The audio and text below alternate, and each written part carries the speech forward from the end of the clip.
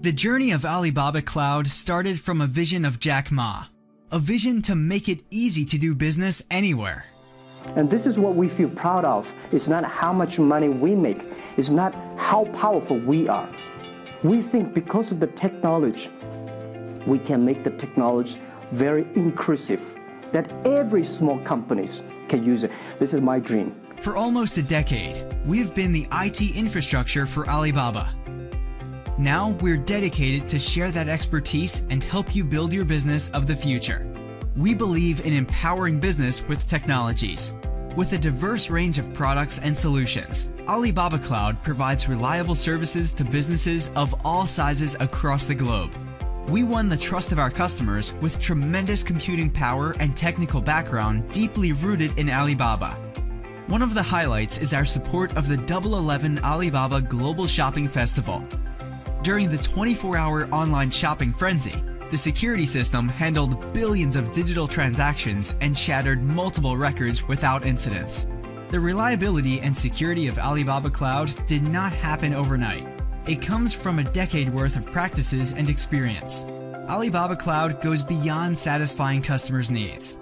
We constantly look to inspire you to innovate and place you at the forefront of your industry.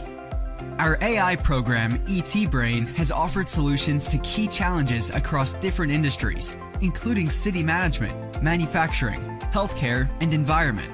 It helps relieve traffic congestion with the City Brain, improve manufacturing efficiency with the Industrial Brain, and propel forward medical innovation with the Medical Brain. We will continue to implement top-of-the-line technology as the worldwide cloud services partner for the Olympics. We are proud to empower the International Olympic Committee and transform the game in a new digital age for a faster, higher, stronger, and smarter Olympics. Alibaba Cloud's spirit of innovation also comes alive in our partnerships with Intel.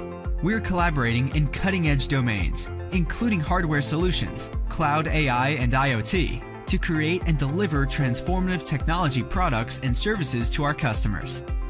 In addition, we team up with innovative and resourceful tech pioneers, such as SAP, Vodafone, Docker, and many technology companies around the world, helping companies transcend boundaries, localizing their products in potential markets. Today, Alibaba Cloud is the #1 cloud service provider in China, and among the top 4 in the world.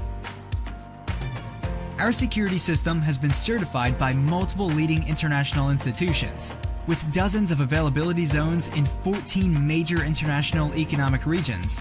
Alibaba Cloud offers full-fledged supports to millions of clients around the world with a global infrastructure network and provide reliable computing power to billions of users. A true exploration of tomorrow's technology is a journey that never ends. It drives us to lead, empower, and to innovate, bringing out technology to everyone, every business, everywhere.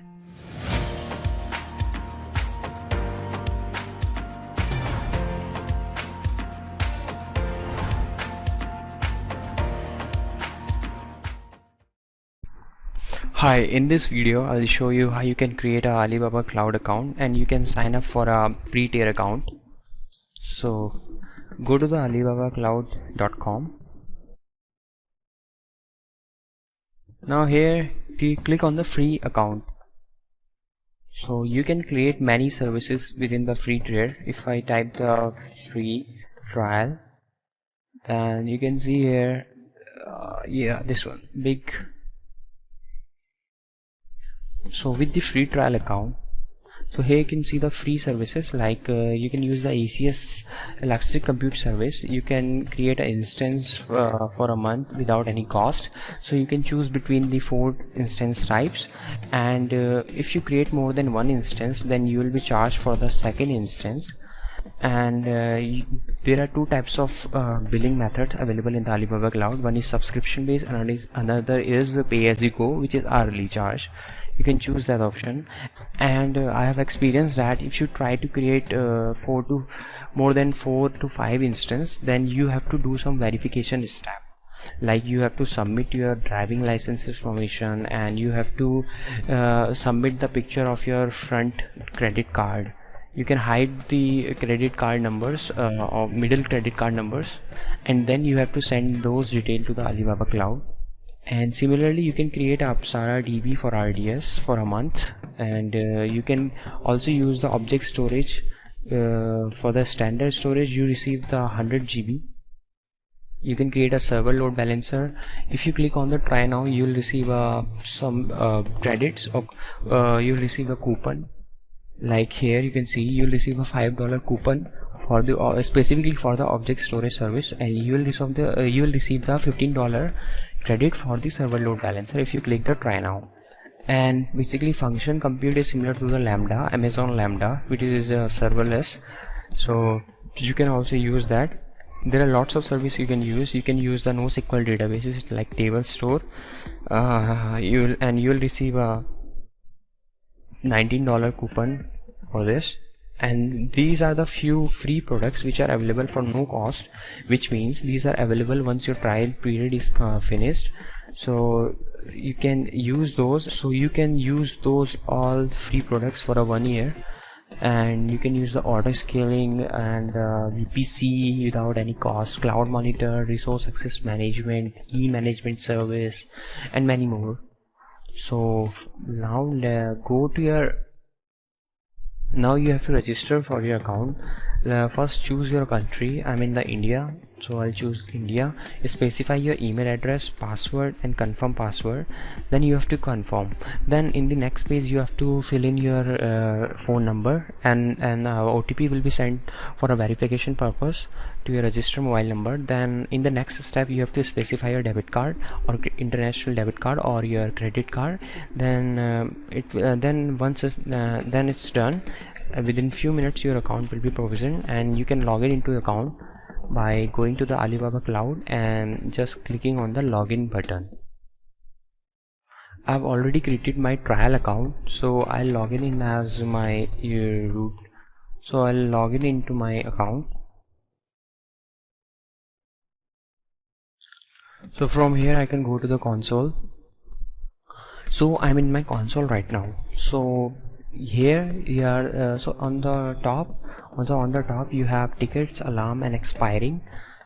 So basically you can create a ticket to the Alibaba Cloud support if you face any issue. And these are the few cloud monitoring alarms which is created once you use these services. So currently I'm using the ECS, server load balancer, RDS, object storage, and table store. So every time you use a service, a new cloud monitor account has been created by default, and it shows the expiring of your services. Like ECS is available for 1 month, similarly RDS is available for 1 month. So it will show you here. You can renew this after a month, or you can just leave it. It will automatically be deleted. And here you can see your daily expenditure. And if I click on the products, you can see these all are the products offering of the Alibaba Cloud. Like for the computing, there is Elastic Compute Service, Server Load Balancer, or auto scaling, or also resource orchestration service, which is basically infrastructure as a code service. Then there is a simple application server. By using this you can create your instance without specifying any VPC, security groups, and the SSH keys. They're all created by the Alibaba Cloud. It is similar to the light sail service of the AWS. And then there is a monitor and management service. Inside that you have the cloud monitor and resource access management, which is similar to the IAM service of AWS Cloud. And external trial, like it is basically a logging service. It is like a cloud trail of AWS Cloud. Then you have key management service. For security, there is a DDoS, denial of service, distributed denial of service security layer, and this basic service is predefined, created for you. So with the, and also there is web application firewall, and for the anti-DDoS Pro you can also use that, but Alibaba Cloud will charge you for that. And for the Apsara DB, you can create Apsara DB for RDS. Basically there are three types of database, so you can create a MySQL database, SQL Server database, or a Postgres database using the RDS service. And then there is Apsara DB for MongoDB. You can create a MongoDB for using the Apsara for this Apsara DB for MongoDB, and you can use the Apsara DB for Redis also. Basically it is a data warehousing technique which you can use, and Apsara, you can use Apsara DB for Memcache, and like you can use the data transmission service. And then you have application services like messaging service, and you have domain registration service, web hosting service, so you can host your website within your Alibaba Cloud. And you have storage service like object storage, table store, NAS, and the cloud storage gateway, Alibaba Cloud Content Delivery Network. And in the you have also a middleware like application real-time monitoring, enterprise distribution application service. And you can also purchase some of the services, some of the products from the marketplace, Alibaba Cloud Marketplace. Then you can also see here the network. Under that you can create a virtual private cloud and server load balancer, NAT gateways, Elastic IP, Express Connect, and content delivery network also. And in analysis you have the hybrid DB for PostgreSQL, Max Compute, Elastic MapReduce. For media services you have a Apsara DB Live and media processing service for basically the video transcoding. And for the cloud communication you can use the short service SMS and direct mail. And there is a DT Plus, which basically this is the business intelligence services like and visualization services like machine learning, or the data visualization service, Quick BI, image search. So this course is about the introduction to the Alibaba Cloud. We are going to learn about the Elastic Compute Service, Server Load Balancer, Auto Scaling, Orchestration Service, Simple Application Server, Cloud Monitor, Resource Identity Access Management, Action Trial, KMS, and DDoS Basic, Apsara DB for RDS, Object Storage Service, Table Store, and VPCs, Elastic IPs. So we will learn about the few of the services, and you can also use these services for practicing your Alibaba Cloud certifications for associate and clouder level, Apsara clouder level. So let's start with our first service. Alright guys, in this video we are going to compare the Alibaba Cloud services with the AWS services. So if you type in the Google for Alibaba Cloud product comparison for AWS, then you will find this page. If I scroll down, then you can see here for the compute services we have EC2 in AWS, and in Alibaba Cloud it is called as ACS. For the GPU service, which are basically used for the gamings or video rendering and many more things where the graphic card is required, so it is a EC2 Elastic GPUs, and it is Elastic GPU service. For auto scaling, it is both are the auto scaling, and the container management is here called as Elastic Container Service, and it is container service. So you can run your Docker using this service. For the storage, for object storage you have Amazon Simple Storage Service, that is S3, and for Alibaba Cloud you have object storage. And for NoSQL databases, in AWS offers the DynamoDB, and for Alibaba Cloud there is a table store. For content delivery both have the CloudFront, and shared file storage is Elastic File System, and network attached storage for Alibaba Cloud, and this storage is accessed by the instances parallelly. And for networking terminology is same, VPC. For direct connect, there is AWS offers a direct connect, and Alibaba Cloud offers the Express Connect to directly connect to your on-premises data center with the Alibaba Cloud or with the Express Connect provider. And NAT gateway, you have then load balancer. This is Elastic Load Balancer, they called it Server Load Balancer. Then there is Elastic IP, VPN gateway. For databases, AWS offers the RDS, and Alibaba Cloud offers the Apsara DB for RDS. and caching system is elastic cache. In Alibaba Cloud it is called Apsara-DB for Redis. For the data warehouse, Amazon offers the Redshift, and Alibaba Cloud offers the hybrid DB for PostgreSQL. And Alibaba Cloud also offers the separate separate DB for NoSQL database MongoDB. And there is a data migration technique with the AWS, and it is called as data transmission service in Alibaba Cloud. And there are many security services offered by the Alibaba Cloud, like anti-DDoS, basic, pro, mobile security, server guard. Similarly, AWS offers the AWS Shield, web application firewall, certificate manager. Monitoring and management both have the Cloud Watch. AWS has the Cloud Watch, it has Cloud Monitor, and for identity access management is for AWS, and it is called as resource access management in Alibaba Cloud.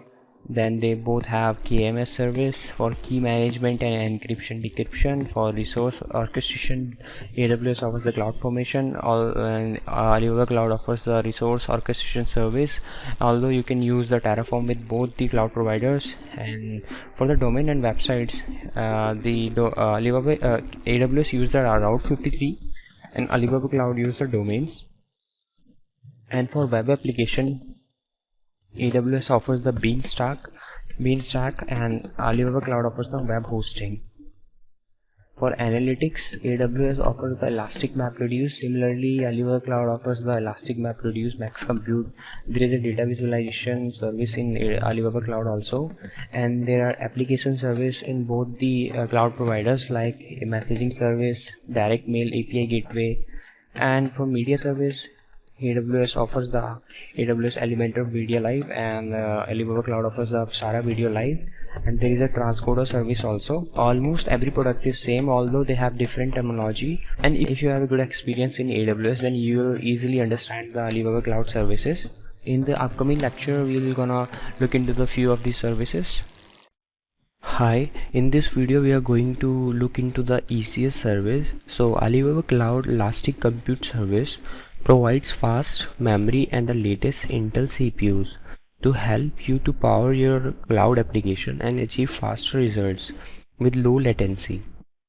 And all ECS instances come with anti-DDoS protection to safeguard your data and applications from DDoS and Trojan attacks. So from the products menu, select the ECS. From the left hand corner, go to the instances, and currently I'm in India region, so there are lots of regions available. In China there are 8 regions, so I'm in India, so I'll select the India region, and a region can contain multiple availability domains, so I'll select the India. So in this demo I'm going to show you how you can create your instance. So we're gonna create a first instance. I'll click on create instance. I'll choose the billing method as pay as you go, which means I'll be charged hourly. And if you delete an instance after the 5 or 10 minutes or before 1 hour, so you will be charged for the full hour. So do remember this thing. Pay as you go is suitable for me because I'm going to delete this instance after this demo. Now I'll select the instance type as entry level. I'll select the T5 instance, which is the smallest one. I'll select the D5 family, and my instance type will be the nano. And I'll select the public image of early on Linux. You can select multiple images, and I'll select its version. From the system disk you can assign 20 to 500 GB, so I'll bear with the lowest one, and you can assign up to 16 disk with this instance. Next I'll go to the networking. I'll select a VPC. So for the VPC I'll create a separate lecture, just bear with me for this lecture. Next I'll assign the public IP. So you have to also pay for the public transfer fee. So if I increase my throughput as 25 Mbps, So you can see my traffic fee is same. If I increase more, so my public transport traffic fee is also 0.09 cents. Now I have to select the security group. So security group are basically firewall for your instance. So I'll select a security group which I created earlier, and I'll also tell you about the security group in the VPC video. I'll select the security group. Next I'll go to the system configuration. You can also create a key pair from here, or you can set the password. So I'll select the key pair, and I've created a key pair. If you click on this create key pair, you have to create a key pair, and it will automatically create a key pair. So you have to name it, and in my case this is already created this. Okay, so if you click on the OK button, so a PM file will be downloaded. This PM file is a private key which you will use at the time of accessing your instance. So I'll go to my instance creation page. I'll name this instance as Allian Linux, and I'll name this instance as allian.linux.com. Next I'll go to the grouping, and now I have to assign the tags. So tags are useful when you have many resources, you have many instances, buckets, disks. So with the help of the tags, your organization becomes easy. Okay, it says it cannot include Alibaba Cloud or something like Allian. So I'll say that my write as my first inst. Next I'll click on preview, and you have to check mark this button, ECS service terms. Now I'll click on create instance. I'll go to the console. So creation of instance would take up to 1 minute time. So our instance is running. I can connect this instance to the VNC viewer. So I'll save this password. We can reset this password also. So before logging into your instance, you need to create a password for this instance. So you can see here it is a Allian Linux, and before logging into your instance, you have to assign a password for your instance if you are accessing your instance through the VNC viewer. So if I paste my copied password, so here you can see if I logged in as root, so I have to assign the password. For that I'll click on more, password, reset password. Currently my instance doesn't have it. Click on submit. So after changing the password, you have to restart your instance, and it is a mandatory step. Just within the 20 seconds my instance is again up and running, and if I again click on connect, I have saved my VNC password. This is my VNC password, and also you can reset your VNC password from here also if you forget the default password. I'll enter my VNC password and logged in as root. I'll enter the password.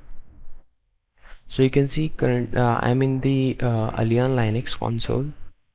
If I type host name, so this is my Allian Linux. So if you want your instance to access through the SSH, for that you need a public IP. So this is my internet IP address. So if I copy this, and you have to convert this PM to EPK format for the PuTTY. For if you're using the Linux or the Mac, so this format will work, but for the Windows, for the PuTTY, you have to convert this. For that I'll use my PuTTY gen. I'll click on node private key, and I'll import my PM file. and I'll click on save private key. I don't want to enter a passphrase. You can enter a passphrase here, which is a double layer security, and I'll save it as ssh.ppk. So my ppk key has been created. So now I'll SSH into my instance using the putty. Type its name. So I want to SSH into this using the root user. You can assign the auto login name, it's root. Then I have to assign the ppk file. Now I can save this, but I'll leave it. So I'll click on open. So you can see I'm in my Alien Linux console. So this is how you create your instance. In the upcoming lecture we will learn about the VPC security groups more deeply. So thank you so much. Alright guys, let's start our journey into the Alibaba Cloud. So we'll first look into the RAM service, which is Resource Access Management Service, and this service is similar to the Identity Access Management Service of AWS. So if I go to the products and search for the RAM, then a new window will pop up, and here you can see we can create users, groups, policies, rules and roles, okay. So basically you can create a user, you can assign multiple policies to a user, like admin access policy or a policy to a policy for a specific service like object storage. And you can also create a multiple groups, and you can assign one or more users into those groups and assign policies to those groups. And you can also create roles on account level, on service level. So we'll look into all of these. So first of all, let's go and create a user. So let's go and create a user. I'll name it demo. My display name will be the same. So by clicking on this checkbox, it will automatically generate an access key for this user. So I'll do it once the user is created. So my demo user has been created. Let me click on manage. Here you can create your access key. If I create access key, so you can see there is access key ID and secret access key. So these are useful at the time of API calling, where you require the authentication for the Alibaba Cloud. Then you can use both these values, and you have to save this. If I click on save access key information, it will go ahead and download it. So my access key for demo user has been downloaded, and you can create one more access key. So you have to save this somewhere, because this will not be shown again and again. It will be shown once. I'll delete the second access key. And you can also enable the multi-factor authentication, like using the multi-factor authentication device or using the scanner. And also you can assign this user a policy. So if I click on the authentication policy, I'm assigning this user an administrator access policy. Now this user has admin access rights. Now I'll give this user a console login access. So by clicking on this box on your next logon, you must reset the password. Well, it is not mandatory, so I'll leave it. I'll click on OK. Now let me open the incognito window.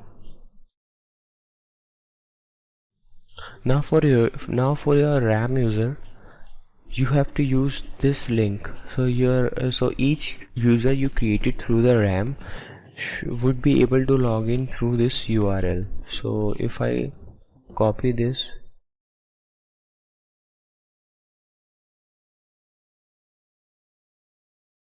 so here is my enterprise alias. You can change that. I'll show you how it's done. So let me put my username and password.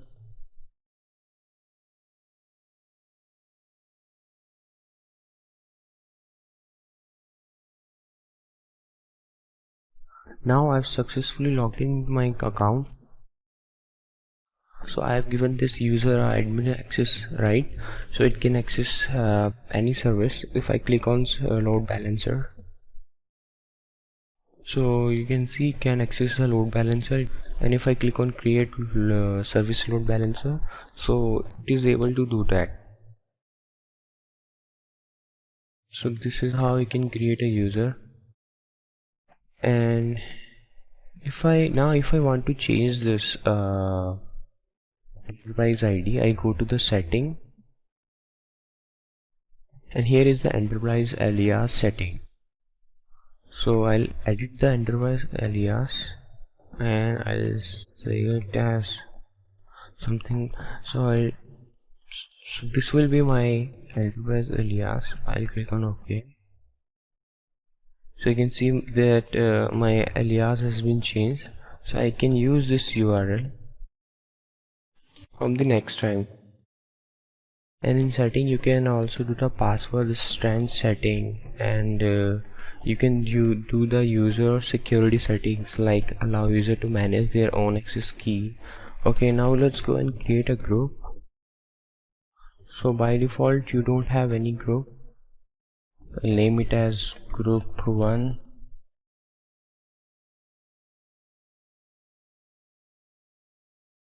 And I can assign this group of members. I'll click on edit group member. I'll choose demo Mayank. So I'm assigning demo and Mayank user to this group. My group has 2 users, so I can assign a policy to this group also. I'll click on edit authorization policy. Now I'll assign this group OSS full access policy. So member of this group would be able to access the OSS service. So demo and Mayank user would be able to access the OSS service, but our demo user has already a admin access policy. Then that policy will not work, because demo user can access all of the services. So you can have such kind of scenarios also. So if I go to the policy, you can create your own policy. Like you can create your custom policy, you can name it, and you can see there is a bunch of policies for each resource. And if I go to the role, so if you click on create role, so there are 2 kind of role, user role or service role. Service role, you can play with the services using the service role. Like I can assign a role to a ECS instance, so with the help of that role it can access the object storage bucket or RDS instance. And with the user role, you can assign a user assume role, so you can assign that user account level role permissions. So I'll create a service role, and I'll create a ECS Elastic Compute Service role, and I'll name it my ECS, and I'll click on create. Okay, now I have to authorize this role, and I'll give it RDS full access policy. So my ECS role has RDS full access policy, so I can use this role at the time of instance creation. So we'll see how we can assign an instance this role in our next video. So this was the basic about the RAM, resource access management. So you can go ahead and play with this service. Thank you so much. I'll see you in the next. Hi, in this video we're gonna look into the VPC. So a VPC service that provides an isolated cloud network to operate resources in secure environment. So a virtual private cloud is a private network established in Alibaba Cloud. VPC are logically isolated from other virtual networks in Alibaba Cloud. VPC is a private network dedicated to you in Alibaba Cloud. You have full control over your VPC. such as specifying its IP address range and configuring routes table and network gateways. You can also use Alibaba Cloud's resources such as ECS, RDS and SLVs in your own VPC. Additionally, you can connect a VPC to another VPC or to an on-premise data center network to form an on-demand network environment, which allows you to smoothly migrate application to Alibaba Cloud and expand the on-premises data center. So currently I'm in the India region. I have a one VPC available, so you can go into the VPC from products and you can search for the VPC, or you can find VPC within your networking. So let's go and create a first VPC. I'll click on create VPC. I'll name it as demo VPC. So currently in the India region, you can create your VPC with 3 IP networks. So basically vSwitch are subnet within your network. I'll name this as subnet 1. So currently in India there is only one zone. Okay, I can create the ECS, RDS and SLB within this VPC. Now I have to assign this CIDR block. I'll choose the 1 and I'll select the 24. So currently you can see available private IP are 252. If I select the higher CIDR 25, now the number is decreasing, and if I select the 17, the number is increasing. I'll select the 24. So if I copy this and go to the ipaddressguide.com and paste this here, so I'll calculate the how much IP I can create within this VPC. So I can create more than 65,000 within this VPC, and I can create multiple subnets and assign the with the range of 24 CIDR. So I can create up to 252 IP with this subnet 1. Similarly, I can create a different subnet and I can assign a 24 CIDR with this subnet. So if you have a larger production environment, then I'll recommend you to select some different CIDR range.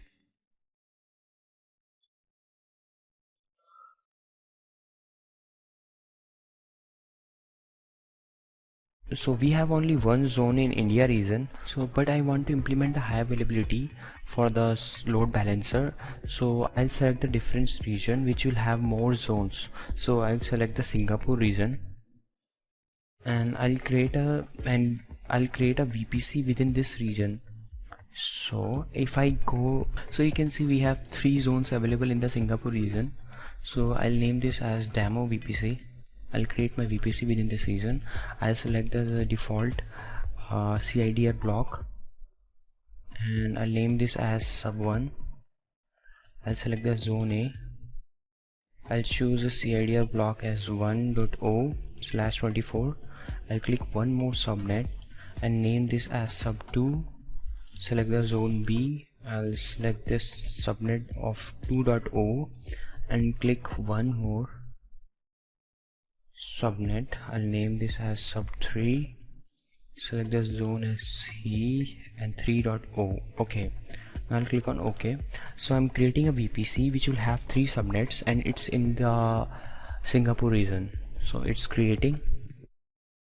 So VPC has been created and 3 switch, which are basically subnets, has been also created, and it has also one default route table created. It has 3 switches. If I go to the manage, so here you will find the VPC details, and it will also tell you the ECS instance and RDS instance created using this VPC. Under this VPC, currently it has 1 route table, 3 vSwitches, 0 NAT gateways, 0 security groups, 0 SLB instances. Okay, now I'll go to the route tables.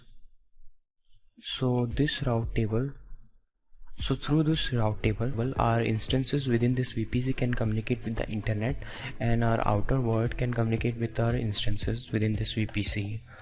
So currently destination CIDR blocks are this. So I can edit the route entry. I can make this instance publicly accessible for an instance. If I'm creating an ECS instance, I have to select the instance from here. Currently I don't have any instance in Singapore region, so this is why the list is empty. And I can also select the VPN gateway. For that, so I need to create a VPN gateway, and I can also create a VPC to VPC pairing through the route table, and I can also create the general routing and active standby routing also, and load balancing routing.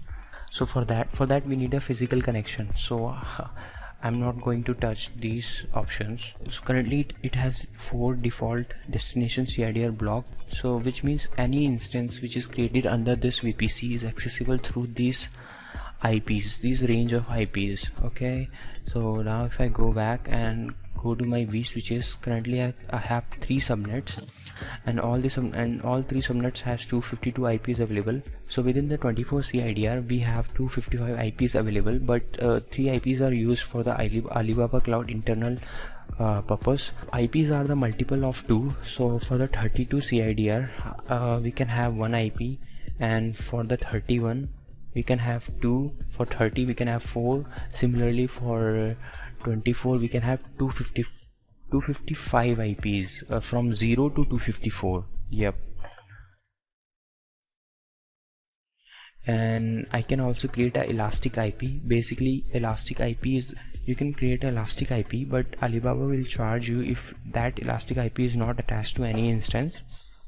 So you can see it will charge you hourly, and you can attach the elastic IP to your with your instance, so that next time if you start the instance, its IP would not be changed. And you can also create a NAT gateway, basically when you want to access internet from your private subnet. And with the global acceleration, you can make a physical connection with the Alibaba Cloud partner. So you can it enables quick network access from the nearest access point, so it reduces the network impact such as latency. So you can create a connection between your data center and the Alibaba Cloud partner. So it will charge you around $700 if you choose the peak bandwidth of 10 Mbps. If I choose the peak bandwidth of 50 Mbps, so it will charge you $3,500 for 1 month. And you can also create a VPN connection from here. So basically I have a 1 VPC, it has 3 subnets, and it has also 1 route table. And if I go to the route table, it has 3, so it has my 3 subnets attached. So my route table is attached to all 3 subnets because it has the IP address of, so because it has the IP range of my 3 subnets automatically. And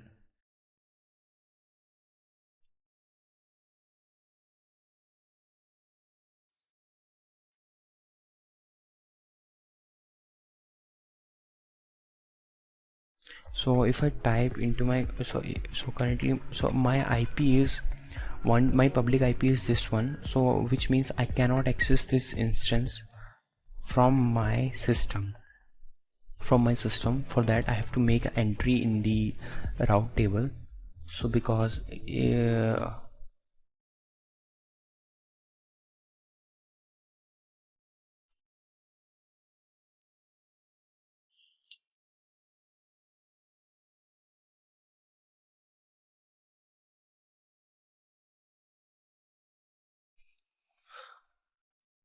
for that I have to make an entry for my IP with my route table. So I have to put this IP here, and for that I have to create an instance. So I'll do it in the next video. I'm going to create an instance again within this VPC. So we'll create an instance within our 1 subnet. So let me go to the ECS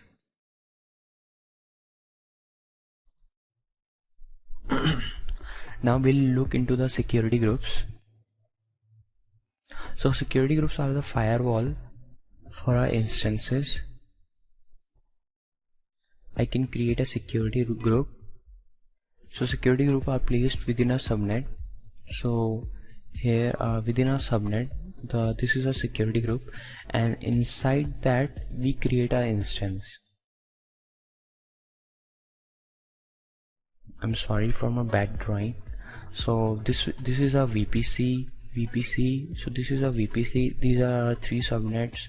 This is a security group. Inside that we have an instance, and this is a route table. So we can create a new security group, and we can create a custom one. If I'll name it as my custom. We can select the classic or VPC.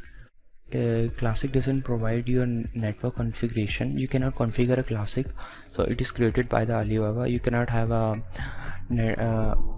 control over your network. For that, if you want the control over your network, you choose the VPC, select the VPC, and select the demo VPC, and click on OK. Now we have to add some rules within this security group. I'll add the security group rule. For that, I'll use the quick create security rule. I'll open the SSH, HTTP and HTTPS port for the inbound, and the address, and this will be accessible from the whole internet. So my security group has been created. Similarly, I can also create the outbound rules for the HTTP, HTTPS and SSH. By default, security groups are stateful, so it is not mandatory to create outbound rules for the ports which you have choose in inbound. I'll click on OK. Now we have what we have here, instance list in security group. Currently this security group doesn't have any instance. Network interface list in security group. Okay, so it doesn't have any network. So in our upcoming lecture we will look into we will create an instance within this VPC, and we will more explore about it. So thank you so much. Hello everyone, in this video we will look into our instance configuration. So previously I've created my instance. If I go to the manage, here you can see we can attach an instance disk to our instance, and we can also create a snapshot of our instance. We can also assign a security group for our instance, and we can also create an image from this instance.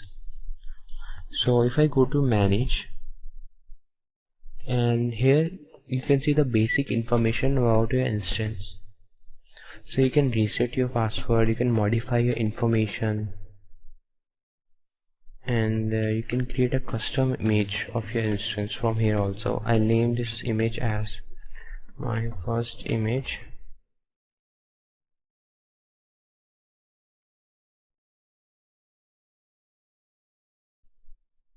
I'll click on create, and if I go to the images, so you can see a custom image has been creating state. It is in creating state, and we can use this image from the next time we create an instance. So we can create an instance, we can install the required packages within that instance, and we can create its snapshot, and from the next time we can select that image. And if I go to the manage, and again I can attach disk with this instance. So currently I haven't created any disk, so I can create a cloud disk from here. So this is basically a block disk. So within the block disk you can install your packages and save your data. So now you have to select the data center region and zone. So disk are the zone specific. You cannot create a disk, so you have to assign a zone. So currently in India there is only one zone. So if I go to the Beijing, so you can see there are 7 zones available. So again, I want to create this disk into the India region, and I'll go to the India, and then I'll select this zone A, which is selected by default. So I want this of 5 GB. Okay, 20 is the default size, and you can encrypt your disk by clicking on this checkbox. You have to click on key management service terms, and you have to activate your key management service. So now your key management service has been activated, and your disk is now encrypted. So if I go into this, so you can see the disk we have created with this. Our system disk is unencrypted. You cannot encrypt a disk after its creation, so you can only modify its description and its attribute, but you cannot modify this disk after its creation. For that, you have to create its snapshot. I'll name it at snap1. And if I go to this, so our instance, our snapshot for our disk is in progressing state. So this snapshot was created by the Alibaba, and from here you can roll back your disk, and your instance will be restarted while after the rollback is complete.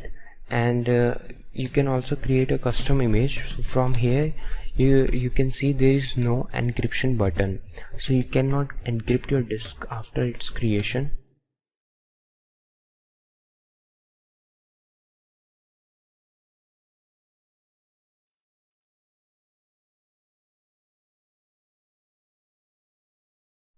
So I'll go to the instance disk.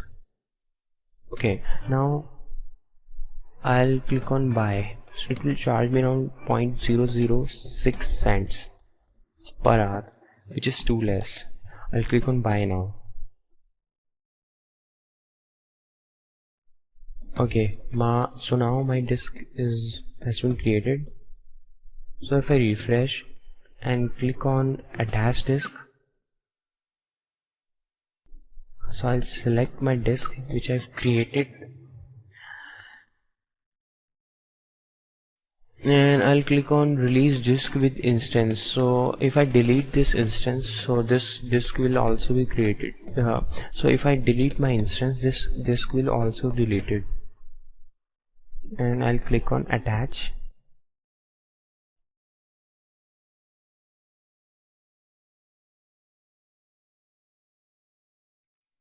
So this instance has 2 disks. One is a system disk and another one is data disk. I can also create a snapshot policy. So like I can create this, so like I have to mention the time when the snapshot will be created. You can give a time. You can choose the non-production hour. You can also repeat the snapshot, and you can use the retention period. So after the 30 days, if your snapshot is older than 30 days, it will be deleted automatically. And you can also choose the permanent retention period, which means your all snapshot will be stored and will not deleted, but it will charge you extra money. And if I go to the instances, so here if I click on more, so you can also create a custom image from here also. So now you can see our instance has 2 disks, 2 snapshot, and a Alien Linux image. Its network type is VNC, and you can see the CPU utilization.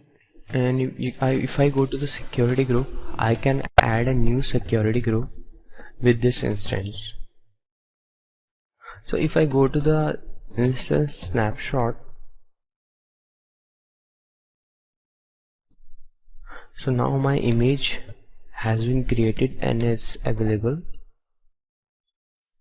So if I go to the instance and click on create instance button, and I'll choose the pay as you go. And if I click on custom image, so here is my custom image. So I can create my instance with the image which I've created earlier from the Allian Linux. So you can assign an image from this custom image tab, and you can also select the images from the marketplace. We'll look into that later on. I'll go to the console, and one more thing I want to show you. If I go to the instances and click on create instance, and if I click on basic,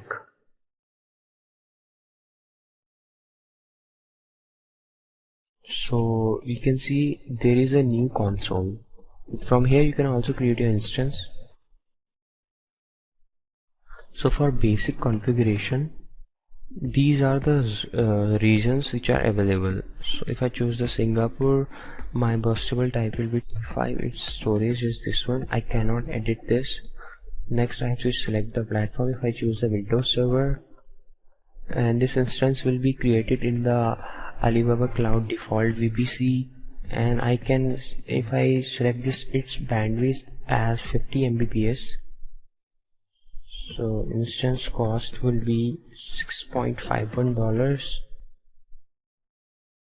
and basically for the basic instance there is no hourly charges, there are monthly and yearly charges, so it will incur me $6.51. So here you don't need to select any security groups. This whole security group VPC networking V switches is managed and created by the Alibaba Cloud. So you can select the basic purchase or the advanced purchase. So now if I go back to my ECS service, now what I'll do, I'll connect this instance through the VNC viewer.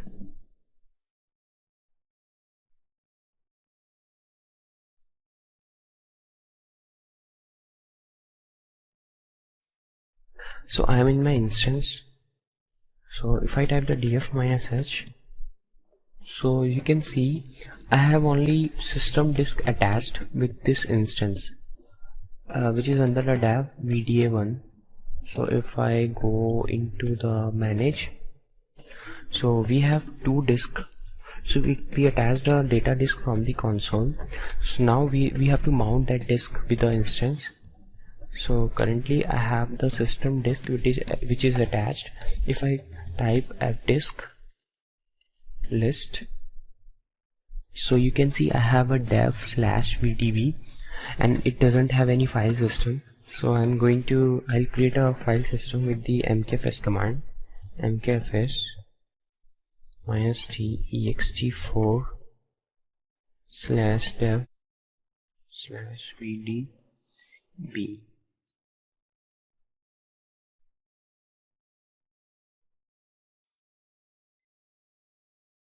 So my file system has been created. If I again type the fdisk -l,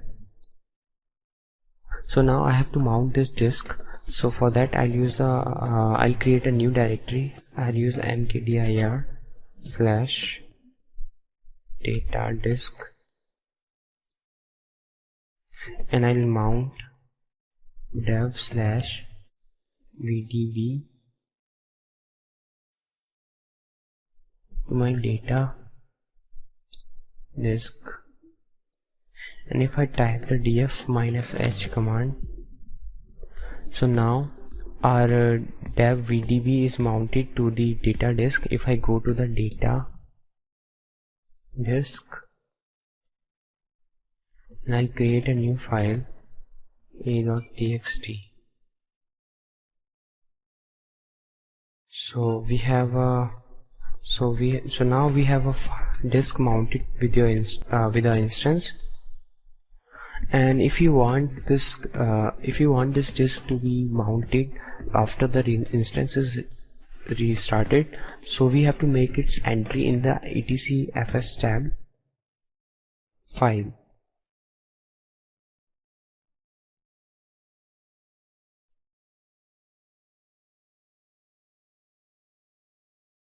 So I'll click insert mode. By pressing I, I'll put its device name. It was dev/vdb.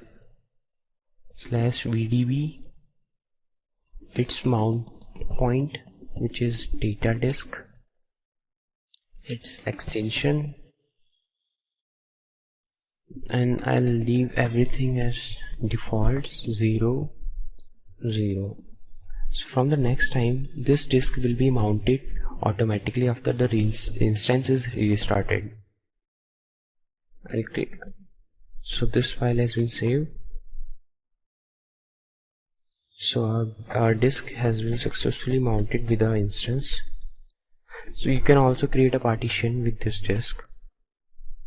Okay, now I'll do some cleanup. I'll click, so I'll release this instance.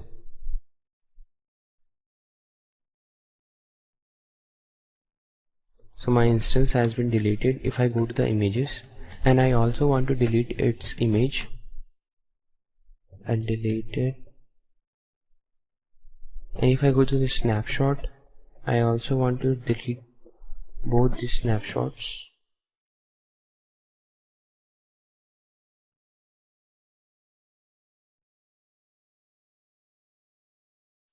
So both the disks are automatically deleted. Okay, so currently I don't have any instances. This is how you can play with the instances by attaching a disk, creating a snapshot, creating images. So in the upcoming lecture we'll learn about the VPC. Hi, in this video I'll show you how you can attach an elastic IP to your instance. So with the elastic IP, you basically define a static IP for your instance, which means after your instance is restarted or started after a failure, your IP will persist. So basically with the internet IP address, it will change if I restart this server. So to make this IP persistent, or to attach a persistent elastic IP with this instance, I'll click on more, and in network and security group you can convert to elastic IP. So Alibaba Cloud will not charge you for elastic IP, but if that elastic IP is empty, I mean it is not attached to any instance, then you will be charged for it.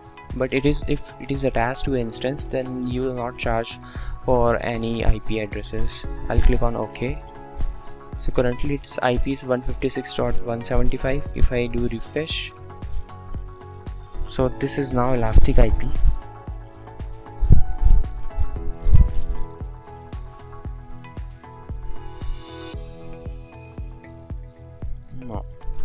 So this is elastic IP which is already allocated to an instance.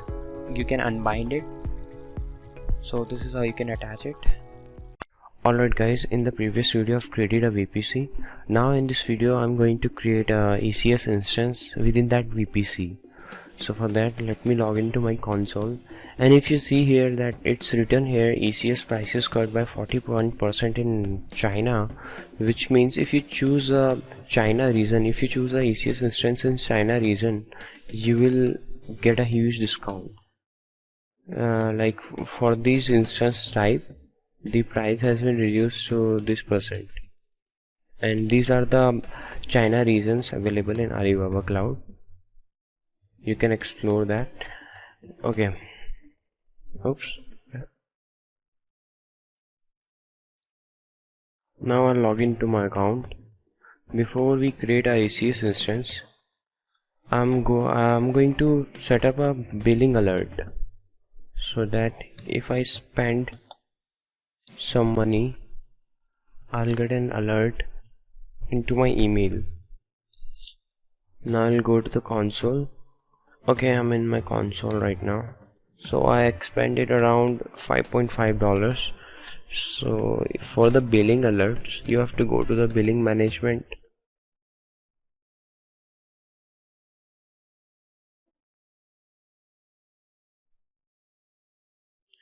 And here it will show the monthly spend summary and many more fields.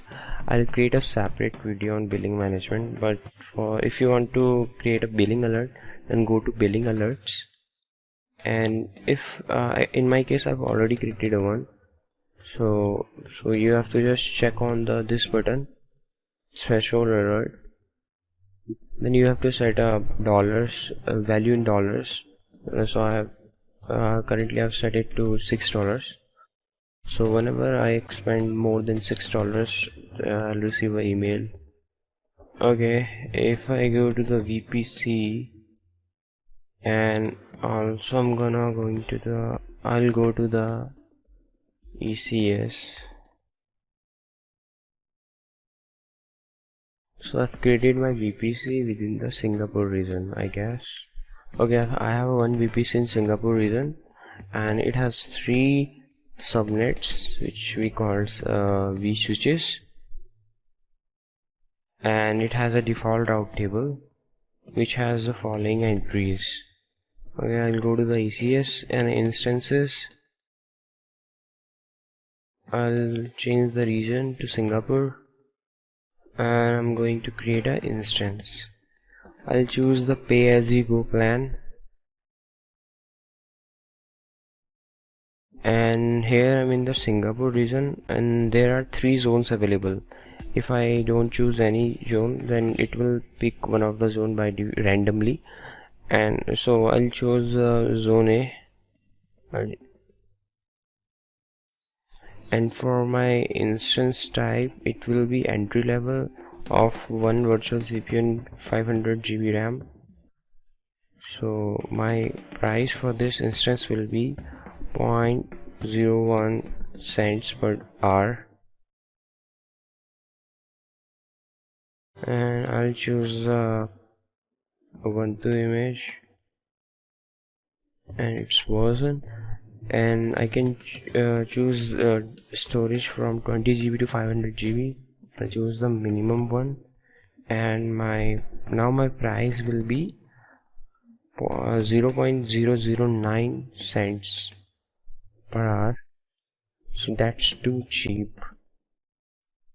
So I have so in networking section you have to choose the VPC. So it automatically picked up my VPC because there is only one VPC within this region, and I'm creating this VPC within the subnet 1 because I've created this subnet in zone A. This is why this subnet 1 is automatically picked up by the networking. So I want to assign this a public IP because I want to access this instance using the SSH and VNC viewer, and here you can pick here you can choose the bandwidth. So if I want 25 Mbps, I'll choose the 5 Mbps, and public traffic fee will be 0.08 cents per GB. Now I'll choose a security group which I have created with the demo VPC.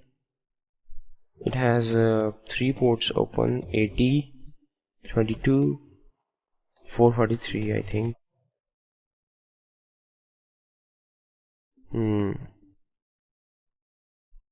Now I'll go to the system configuration, and I have to select the key pair. So if you want to create a key pair, you can use the partition.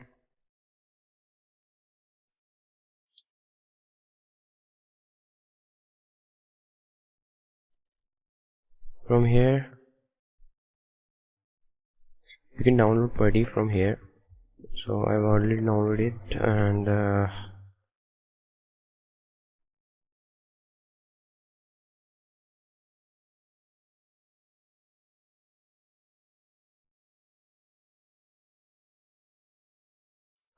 now we have to choose a key pair, or we can set the password from here also and attach the key pair later on once the instance is created. But I'll create a new key pair. I'll click on this button, and we can create key pair from the console. I'll name this key pair as my SSH key new. It will automatically create a new key pair,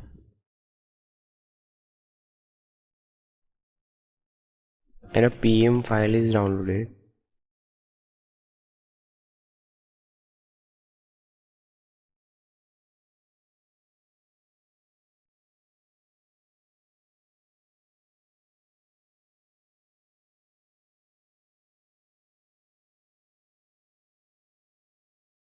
So if you want to access this instance using the PuTTY in Windows, you have to convert the PM into the PPK extension.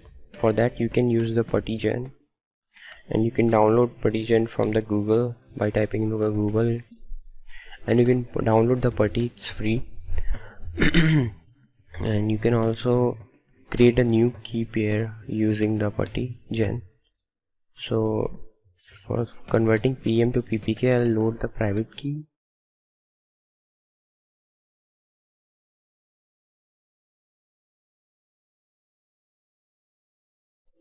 Now I'll click on save private key. I don't want it to save with the passphrase, so I'll type its name as my SSH key new PPK. Now we can SSH into this instance using PuTTY. I'll click on refresh. Okay, now I can choose my key. I'll name this instance as INSG1 in zone A. Its host name will be SRV1. Next, I'll go to the grouping. I'll create its tag name as I'll name this tag as will be name, and I'll put its value as zone A INSG1. Next, I'll go to the preview, and you have to select the terms of service, and I'll click on create instance. Okay, I'll go to the console. Within a 1 minute our instance will be provisioned. Okay, now our instance is running.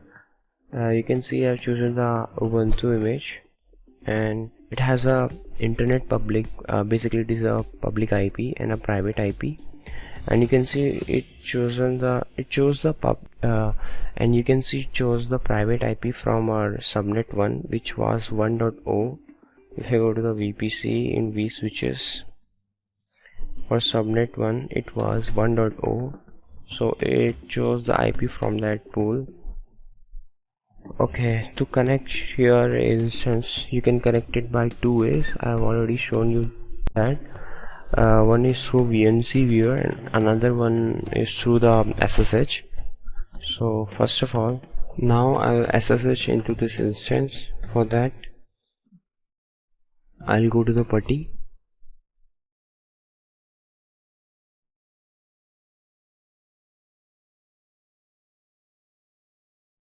I will SSH as root user, and I'll copy this public IP.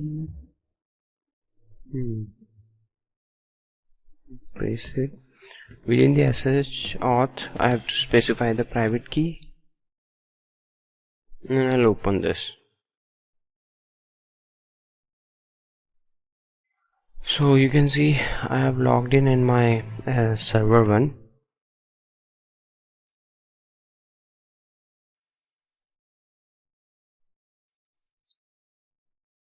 Which has this private IP.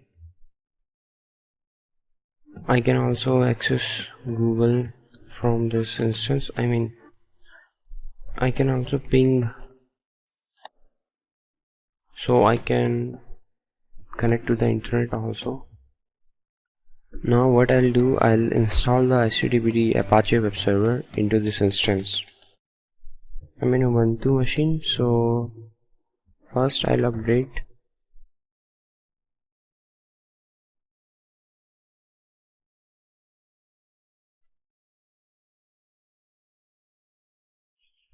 Okay, now I'll install the Apache web server.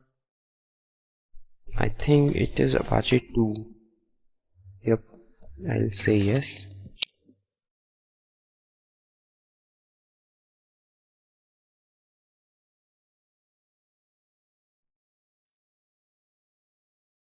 Okay, my Apache web server is created, and I'll start its service. Service Apache to start. It is started. I'll go to its default directory, which is var www.html, and I'll create a new file.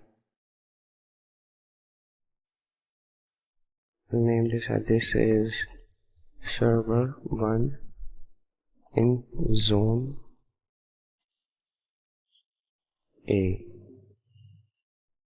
I'll create this file as index.html. Now if I try to ping this public IP, it should be accessible. Okay, this is server 1 in zone A. And similarly, you can connect this instance through the VNC viewer. I've shown you that in earlier video. And then next I will create an instance. So I've gone ahead and created one more instance. It's running in the Singapore zone B. I have created an instance previously in the Singapore zone A region. It's in the same VPC and it is in the subnet B, and this instance is in the subnet A. So it is of same configuration which I have created. So it is of Ubuntu, and I've used the same SSH key. So at the time of creating an instance, you can choose only one options, like either you can enter the SSH key or you enter the password. So you can now set the password from the console. For that, go to more. Because I'm going to connect this instance through the VNC viewer, I just want to show you that how you can reset your password. So if you go here, you can set your password, and you can even set your VNC viewer password also. And after that, you have to restart the instance to make the changes persist.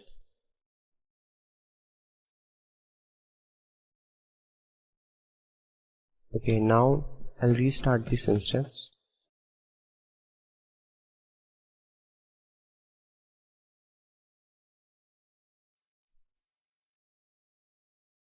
It is restarting, and I have a web page running in this server.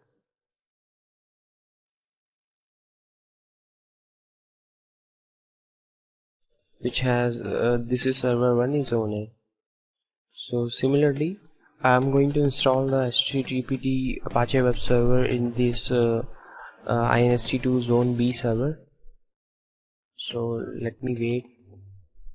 Okay, it's running. So click on I'll click on the connect. So this is a mandatory step. Whenever you change the password or VNC password, you have to restart the instance. Okay, I've set my VNC password as 123456. I'll log in as root. Okay, now I'm in my machine. So if I do apt-get update,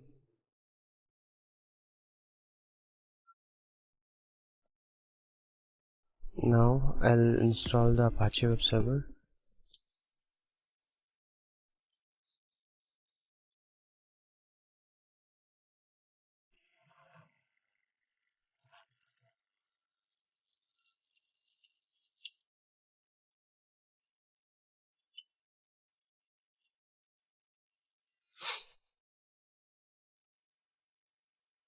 So this is a very good thing that Alibaba Cloud offers, that you can access your instance through the VNC viewer into your browser. Sometimes you need this kind of thing for the troubleshooting purpose if you cannot able to access your instance using the SSH clients like PuTTY. Okay, now our my Apache web server has been installed, and let's start. I'm sorry. Let me start service Apache start. Okay, I'll go to www.html. Here I'll create a new file. This is server 2 in zone B.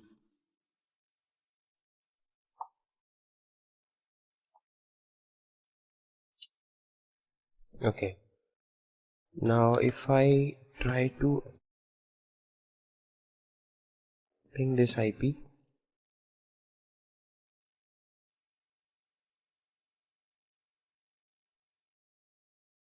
okay, it's working fine. Now I have two servers. So this is server 2 in zone B and this is server 1 in zone A. Both are in the same VPC and it is in subnet 2, this is in subnet 1. Both have same security group, both have same configuration, both have same instance type. So this is how you can create your instances within the different zones. Now what I'll do, I'll create a load balancer, server load balancer. So in the backend of the load balancer, these two instances will be configured. So let me go to the SLB from products, server load balancer. Now I will go ahead and create a load balancer. So it is available for free tier. If you go to this free trial page, you can see here you will get the $15 credit for creating a load balancer. You just need to click on the try now and you get the $15 coupon. And basically there are two type of load balancer, public and private. So basically there are two type of load balancer available in the Alibaba Cloud. One is public load balancer, another one is private load balancer. For the public load balancer, it is accessible to the whole internet, and for private load balancer, it is accessible internally because it is created within a VPC and within a subnet. It is accessed by the private IP. And if you create a public load balancer, then there is a public IP associated with this load balancer, and you will be charged for the public load balancer because of traffic, and you will be not charged for any traffic, or you are creating if you are creating a private load balancer, then your charge will be $0. So if I show you this, I'm creating this load balancer within the Singapore region. It's a multi-zone, which basically means my primary zone load balancer will be created. I'll create this in the zone A, and backup zone will be zone B. This is the primary, this is the standby server. So my load balancer server will be created in the zone A or within a Singapore region, and its standby will be created in the zone B. So if there will be any disaster in the zone A, then my traffic and my instances will be forwarded to the load balancer in the zone B, and once my primary zone is available, then again my instance and traffic will come to the this zone. So this is managed service. Load balancer is a managed service. This is all done by the Alibaba Cloud. You don't need to configure it by yourself. You just need to mention your main name and few parameters. I'll name it as load balancer. So here it is, instance type. This is a public load balancer, which is internet, and this is a private load balancer, which is intranet. So currently I'm charged for the $0.006 cents per hour because this is a public load balancer. If I choose the intranet, then I'll be charged $0. Okay, because for the private load balancer I have to choose the VPC, then the vSwitch, which is basically the subnet, and this load balancer will be created within private IP. Now I'll choose the internet. It will be created in the classic network, and I'll choose the smallest server configuration, which is this s1.small, and I'll click on buy now.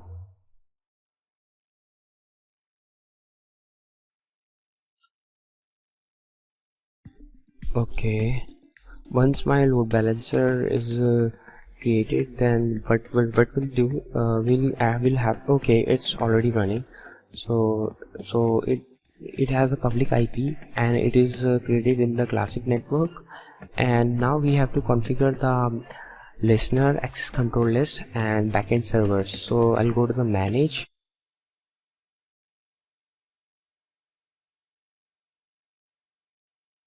listeners. Okay, here I have to add some listener.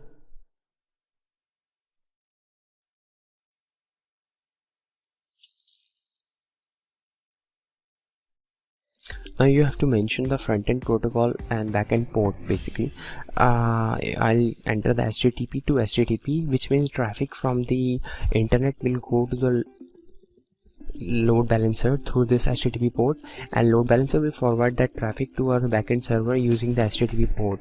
If I show you this diagrammatically, then this is a load balancer, and here is my backend server 1, and this is my backend server 2, and this is my user.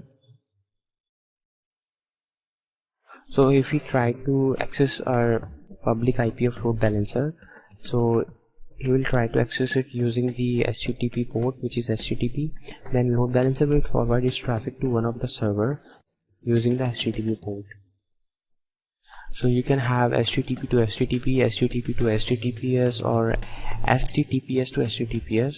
So it is recommended to use the HTTPS to HTTP because you want the whole encryption decryption to be done in the load balancer server, so that the load will not impact on our backend servers which have our web application running.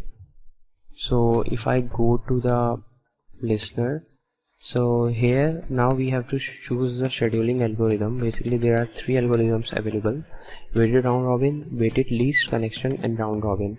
So with the round robin, the traffic will be forwarded to our instance in round robin manner. With the weighted round robin, we have to define the weight. We can define the weight for our load balancer, like 60% will go to the instance A, 40% will go to the instance B. And weighted least connection, as the name defined, which server have a least connection, the traffic will go to that server. I'll choose the round robin, and it says automatically enable the listener after creation.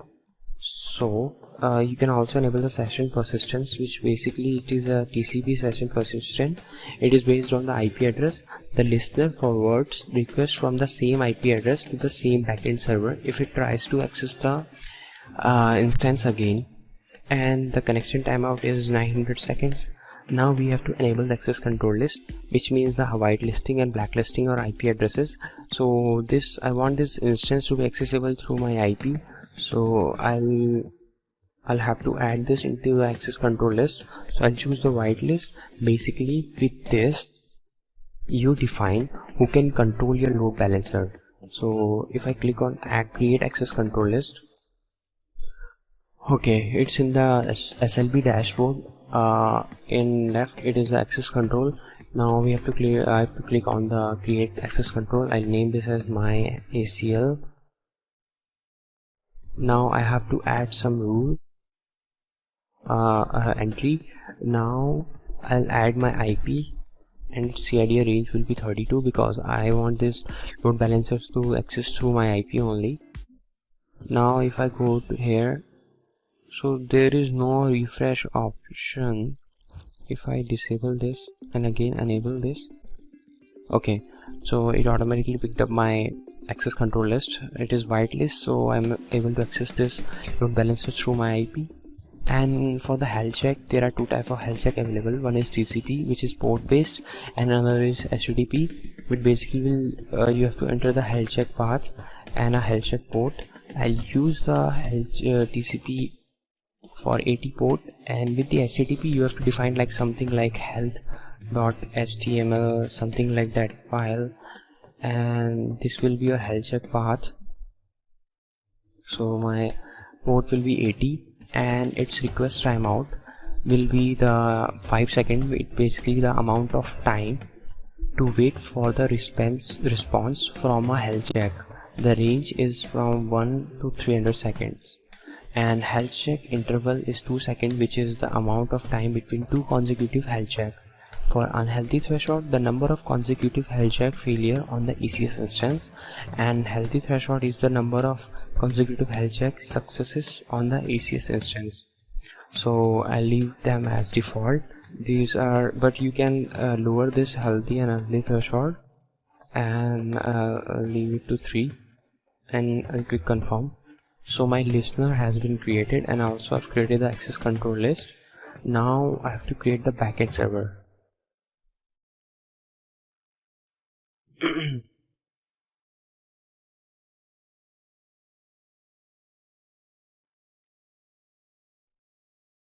And now I'll go to servers, backend servers.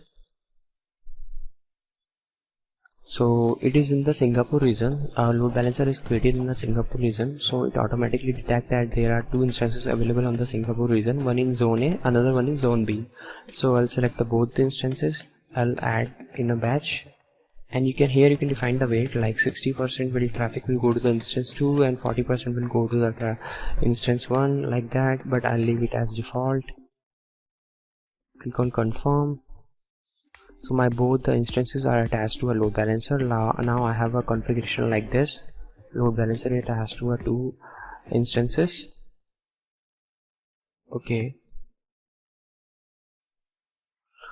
now my both the instances are attached to the load balancer. You can see here it has a public IP. My both instances have public IP. It is in the same VPC, and the health check is normal. If I go to the dashboard, and if you face any health check related problem, then wait for the 5 minutes, at least 5 minutes. Then because your health check might be unavailable. If it's shown because your health check status might be shown unavailable, so you have to wait for a few minutes. So our port is TCP port 80. Health check is normal. I have two backend server, and this is my public IP. So this will be public IP for my load balancer. I have two backend server, and if I try to access this private public IP, okay, this time I'm using the round robin load balancing technique. This time traffic goes to my server 1 in zone A, and if I refresh this, and this time traffic goes to server 2 in zone B,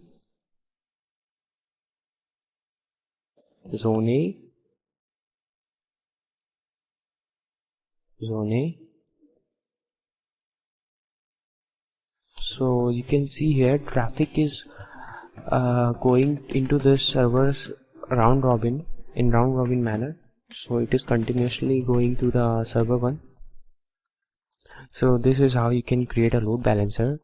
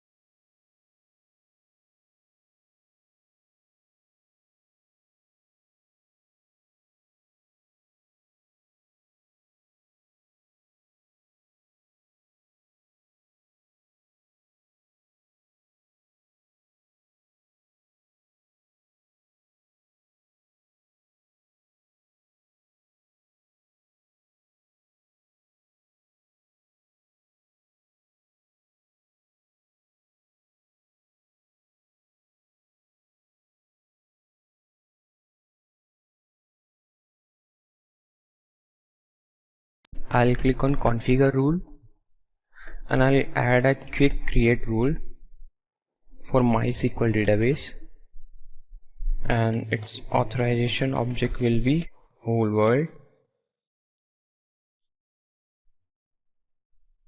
Now 3306 port is open, so if I go here and click on add to a security group, you can see this is my custom security group. I'll click OK. So this database instance is created under the VPC and it is in the Singapore zone A. And now if I go to the basic information, and here you can see I can see my internet address and intranet address also. So if I want to access this instance using a client, MySQL client, I have to use this. For that you can use the MySQL front, which is basically a database client. It is of only 4 MB. You can download it from the first link, and I have already done that. Okay, you can download it from here. So it's in my desktop. Yeah, MySQL front. I'll click on that, and now I have to define my connection details. I name it as demo, and the host field I have to specify the internet address. I'll click this and paste it over here.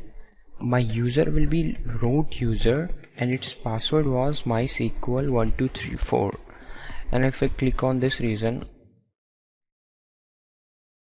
so if I click on this button, you can see I have a database called demo and a default database called MySQL. If I go to databases, here you can see I have a database called demo, and this user is associated and this root user is associated to demo database, so this can access it. If I click OK and click OK and open, so now I'm connected to my database demo. Now if I click on SQL editor, let me go ahead and create a table.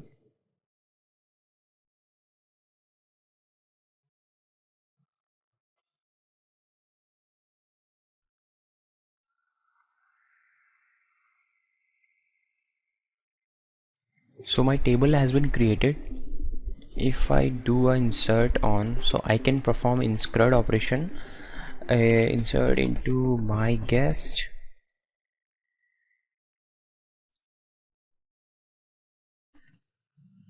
values will be for ID 1, first name will be Mayank,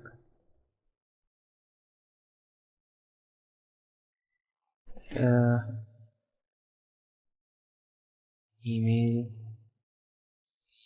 demo@gmail.com, and timestamp will be the sysdate. So you can select the sysdate by using now function, and I'll insert it.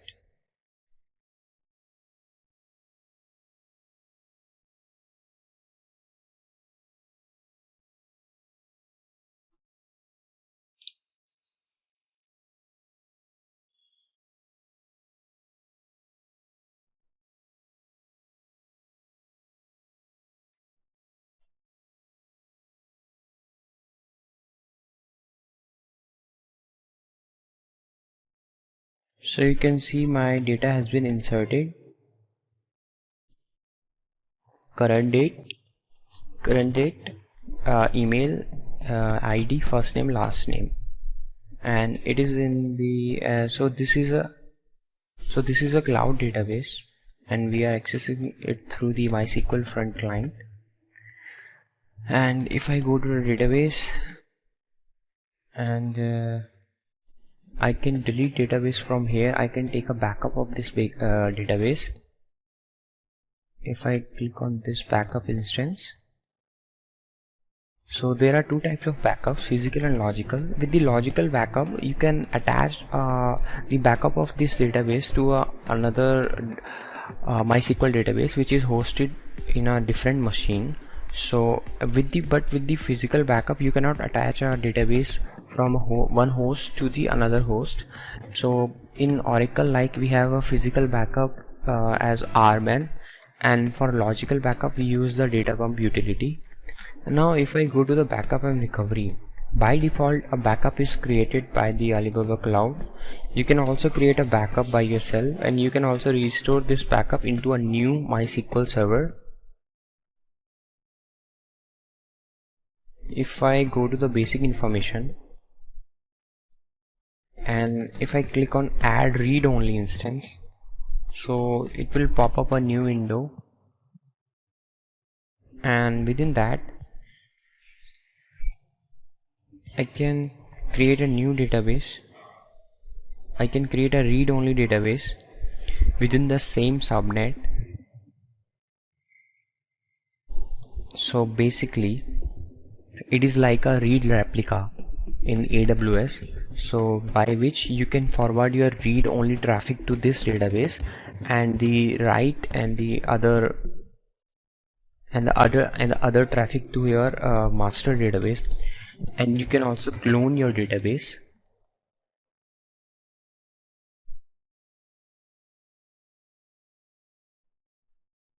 Okay, so with cloning I'm not with cloning I'm not able to choose the pay as you go option.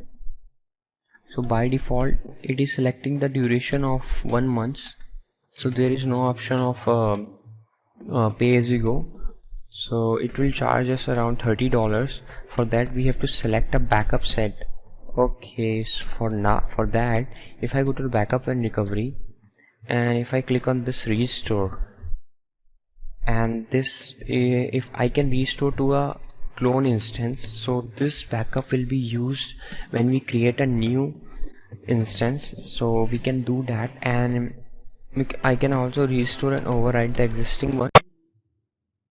So basically it is like a flashback recovery I can perform with my current database.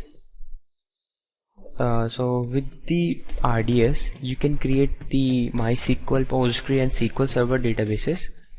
And currently if I show the instance availability, if you remember I've created this instance in a single zone, so that is why there is this zone diagram. So within that I can create a ECS instance, and I can use a server load balancer, and which basically connects to my primary master database and secondary slave database. So I can create this type of architecture with my current availability zone. And if I choose the multiple availability option, then I can have two separate ECS instance in the each zone, and then both will be connected through a server load balancer. And in the backend with the server load balancer I can also connect my primary database, and I can host my secondary database in the another zone.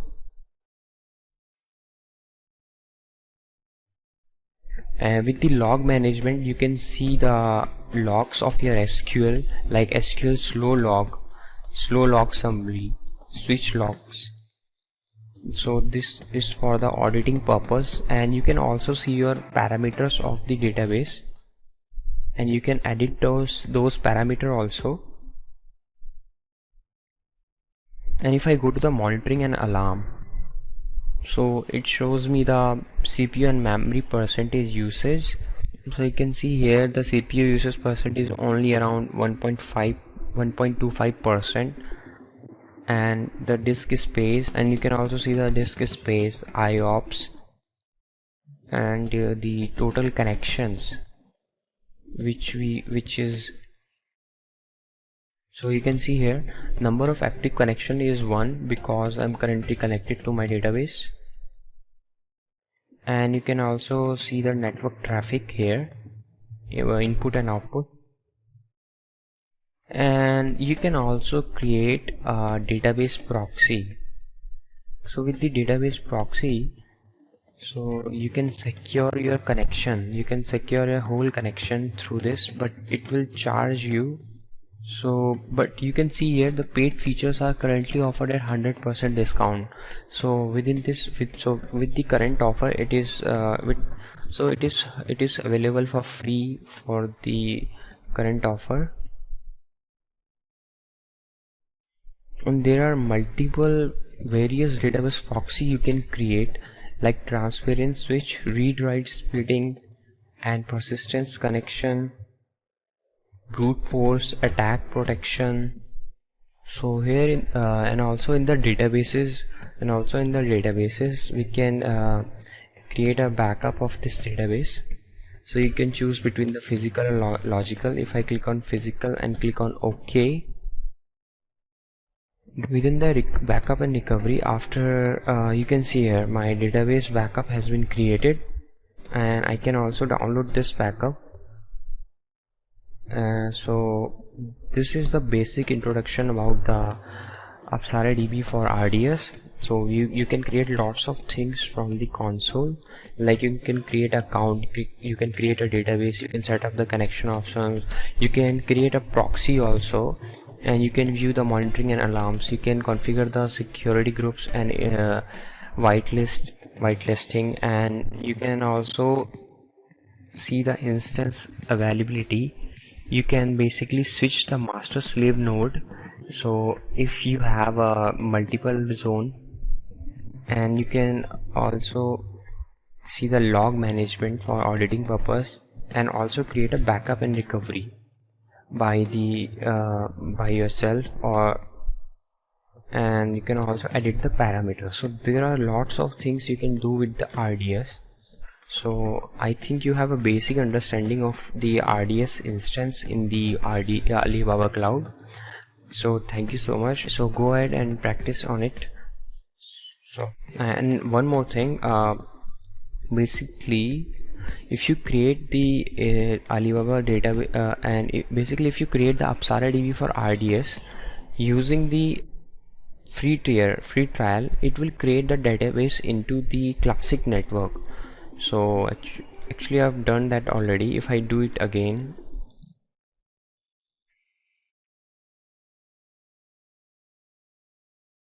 so I suggest you to create your database within the VPC.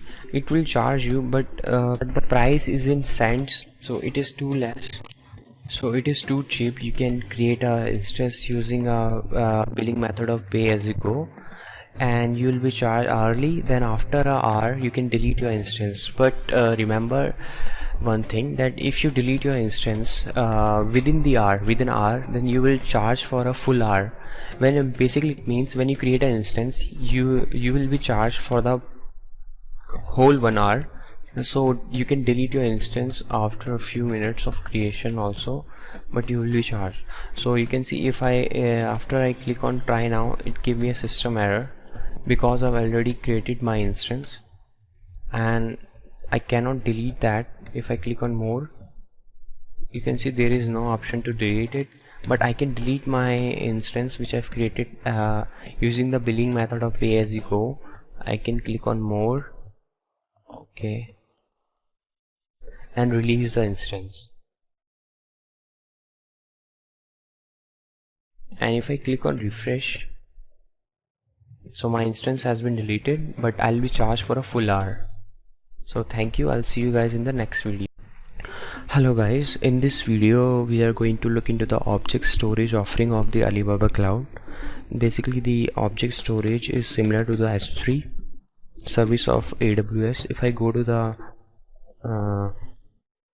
OSS object storage service, so into this you can store your objects, you can create buckets, and you can also do some read or write configuration with your bucket.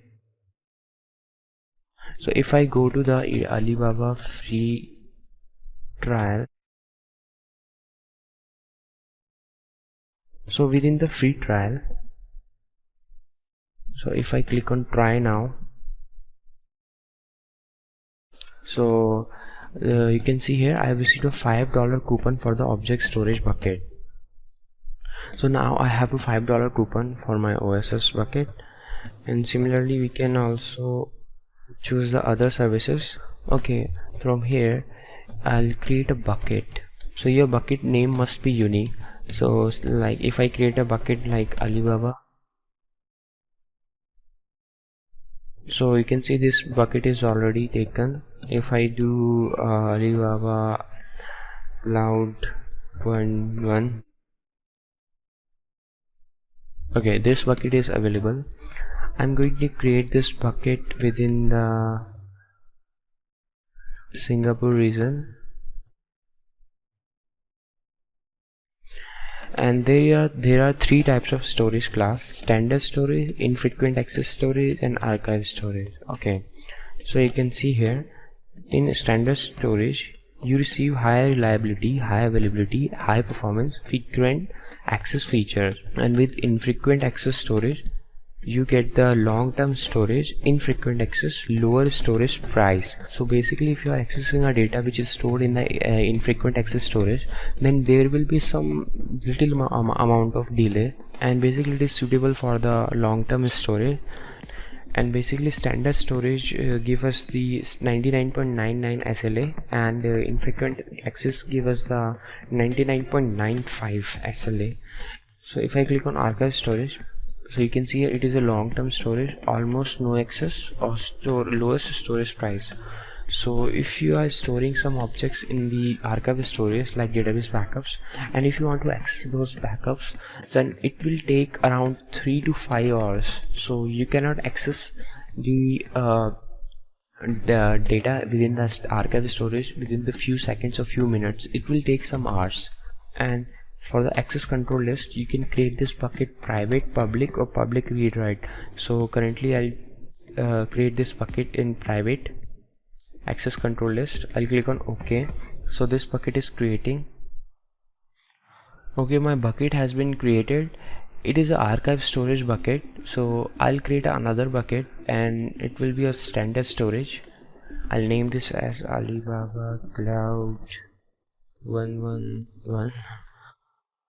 It will be in the Singapore region. Basically, object storage buckets are global. So why I'm choosing this region? Because if I have some ECS instance in Singapore region, then I can intercommunicate via internet. So basically, with the private network, I can communicate with this bucket and my ECS instance. So it cannot be changed after the purchase. Okay, I'm choosing the standard storage. Here is its endpoint. I'm choosing standard storage. It will be private. My bucket has been created. If I go into this bucket, I'll click on files. I'll upload a file into this. I'll upload this in a current directory, or I can create a folder. And my access control list will be inherited from the bucket, which means the object which I'll upload will be private, because my whole bucket is private. So my document has been uploaded. It is of 1 KB. Okay, if I go into this text, there is my bucket URL. If I open file URL, so this is the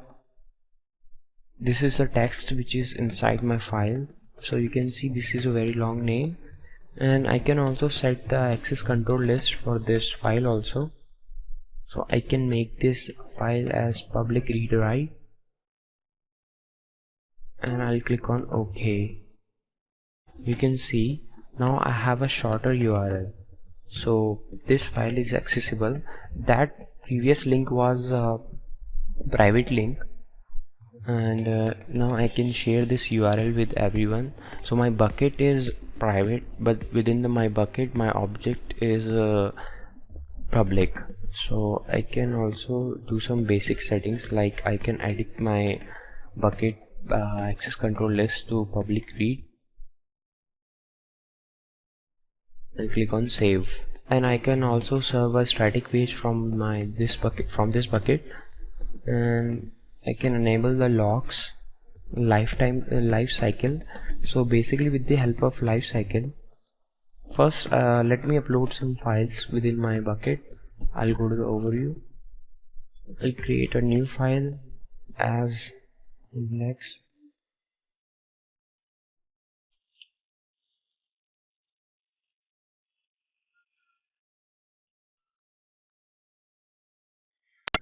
I'll save it as index.html.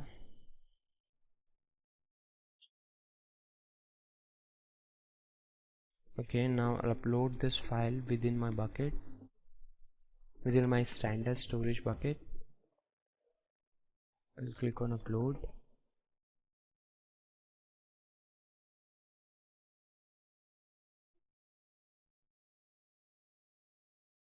Okay, it's uploaded it's uploading. Okay, it's uploaded successfully. So I want this publicly accessible, so I'll click on public read. Okay,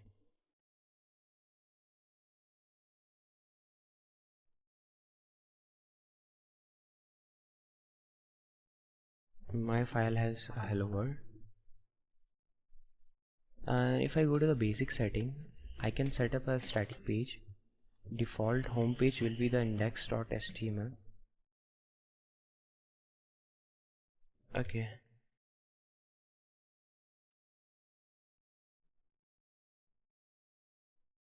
so with this URL, so you can see I have a static content.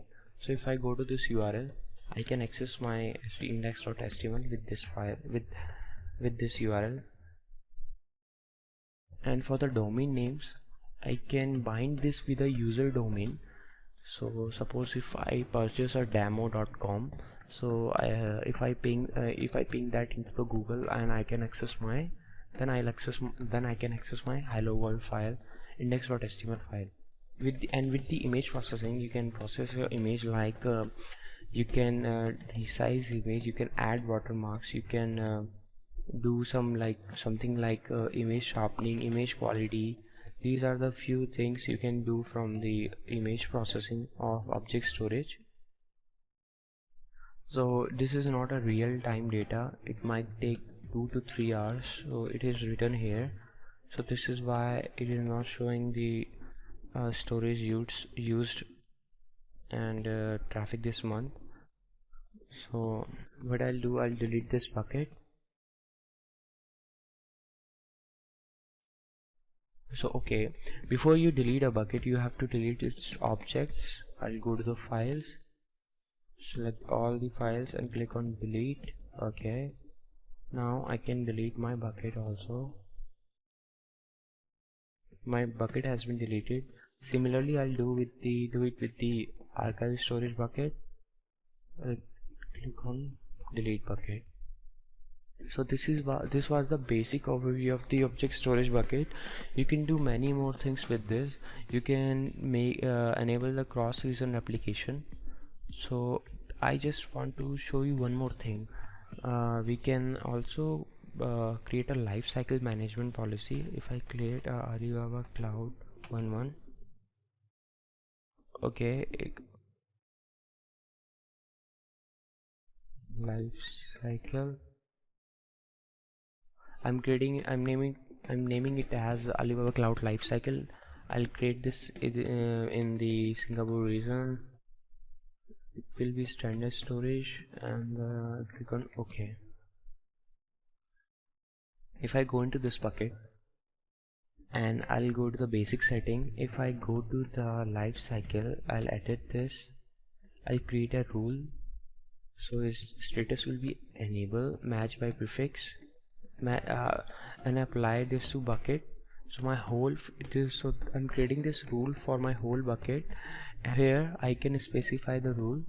So it's expiration time. Basically, if I have a file in standard storage and it is not being accessed frequently, then I can move that file into the infrequent access with the life cycle rule. So I'll click on transition to infrequent access after. So let's see what is the minimum day. If I type 5, so okay, 5 is acceptable. So I want my object after the 5 days from the standard object to move into the infrequent access bucket. So I want my object within the standard storage to move after 5 days in infrequent access storage. Then after 10 days I want my object from infrequent access to move into the archive storage. And you can also specify the all objects, delete all objects after 20 days like this. and you can also define that fragments after specified days. And if I click on OK, so I have a life cycle rule created. So you can see my data from this Alibaba Cloud Lifecycle bucket will move to infrequent access after 5 days. Then data from the infrequent access will move to the archive storage after 10 days. Then the data from the archive storage will delete in the 30 days, and the fragment deletion will be after the 30 days. Then there are many more things you can do with the object storage bucket, like you can enable the cross region application. You can also bind your bucket with the domain names. You can also set up the security tokens, and also do the data processing. So this was the basic introduction about the object storage bucket. So thank you so much. I'll see you guys in the next video. Hello and welcome back. In this video we'll look into the network attached storage, and it is available for free trial. If you click into the try now, then you'll get a 100 GB storage for a 1 month. You can attach this network storage to the ECS instance. So if I click on try now, so this network attached storage can be accessed by instances parallelly, so which means this storage can access by one or more instances, and this is not in the case of the block storage. Okay, so I'm creating it in the Hong Kong region, Singapore region. It is of 100 GB and it is available for free trial for 1 month, so you don't need to pay any dollar. If I click on buy now, I'll click pay. So from the console I'll go to NAS, and I'll also go to my billing management. So you can see here I have ordered a NAS storage package and amount was $0. I can use it for 1 month. So before that I have to activate my NAS storage service. So I'll activate the NAS service. So my NAS service is activating. Now I can use it. Okay, now it is available. So if you remember, I've created a NAS storage in the network attached storage in the Singapore region. Yeah. Okay, my storage is available in the Singapore region, and if I go to the storage package, you can see I have 100 GB storage available for free. And now I have to add a mount point. Basically I have to define the VPC, and the VPC will be the demo VPC which is in the Singapore region. I'll select the subnet 1. So you can mount this network storage to instance which is in the subnet 1. So you cannot mount this to an instance which is in different subnet. So the instance should be in the same subnet as this network attached storage is mounted. So I'll select the permission group for the VPC. Permission group I have created for the VPC. You can go from here, and if I go to manage, so it has a authorization address of in whole internet.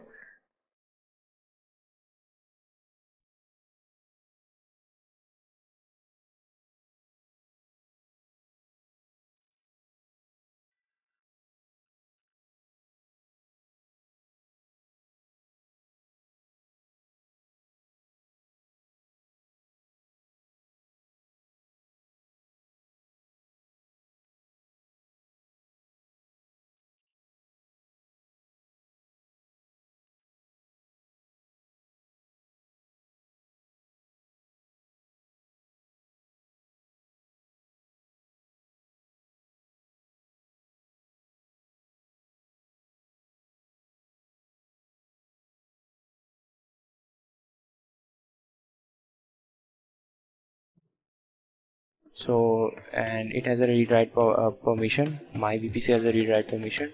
And if I go to file system list, and I'll click on the manage, and now I can attach this storage to my instance. So if I hover over this mount address, so I can use the version 3 or version 4 NFS protocol.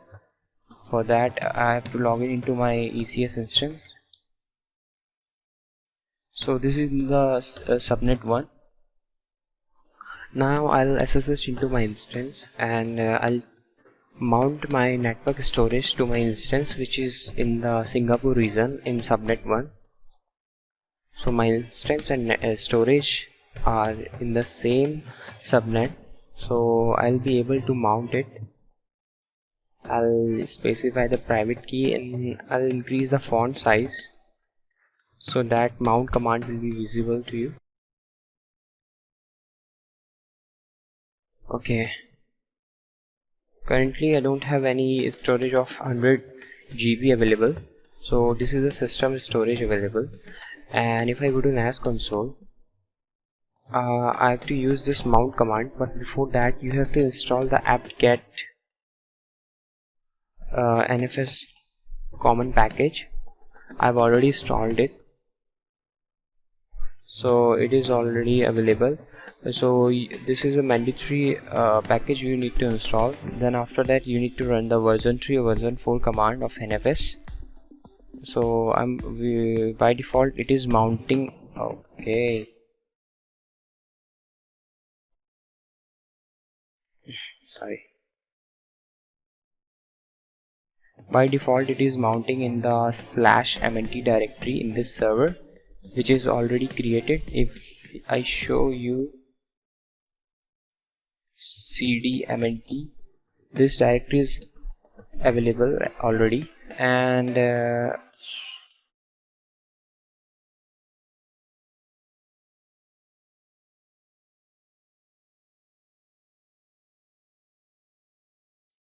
so let me enter. So our network storage has been mounted. If I do df-sh, you can see here is our here is my 100 GB storage, network storage, which is mounted to the /mnt directory. If I go to the /mnt, I can create a new file, do ls. So this is how you can mount a directory. So this network storage is attached to an instance which is in the same region.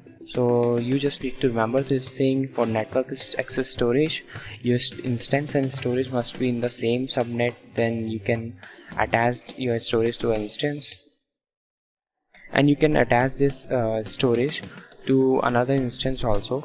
So it can be mounted to more than one instance parallelly. Now I'll unmount it. So to unmount it, you have to type umount -f/mnt. So if I do df-h, so it is unmounted. So this is how you mount and unmount the network storage to an instance. Hi, in this video we are going to look into the few more services which are available for free to use. So these are the few services which are always free, like auto scaling is free, and VPC, you'll be not charged for the VPC you create, although there is a limited amount of VPC which you can create within an account. And you can use the cloud monitor also. So let's go and create the cloud monitor, or you can click on here. You can go to the cloud monitor from here also, products, under the monitor and management. Here is the cloud monitor. So this is the cloud monitor. So basically the cloud monitor is a flexible monitoring service that provides in-depth insight into your cloud deployments. Cloud monitor provides advanced analytics on critical metrics such as CPU utilization, latency, and also let you customize metrics specific to business requirements. And cloud monitor enables you to protect your deployments from security threats, network issues, or system failure by sending alerts through a variety of channels, including social networking service SNS, and the SMS social messaging service, and the instance messenger and email when a threat is detected. And if I go to the dashboard, I can create a dashboard by clicking this button, my first dashboard. I can add a view to my dashboard, which is basically the charts I can add, and I can define the monitorings of my disk, memories and instance. I can also do the host monitoring. So currently I have a instance in Singapore region and one in Hong Kong region. So host level monitoring is possible. For that I have to install an agent into my instance. So with the help of that I can also monitor my instance memory uses and many more things.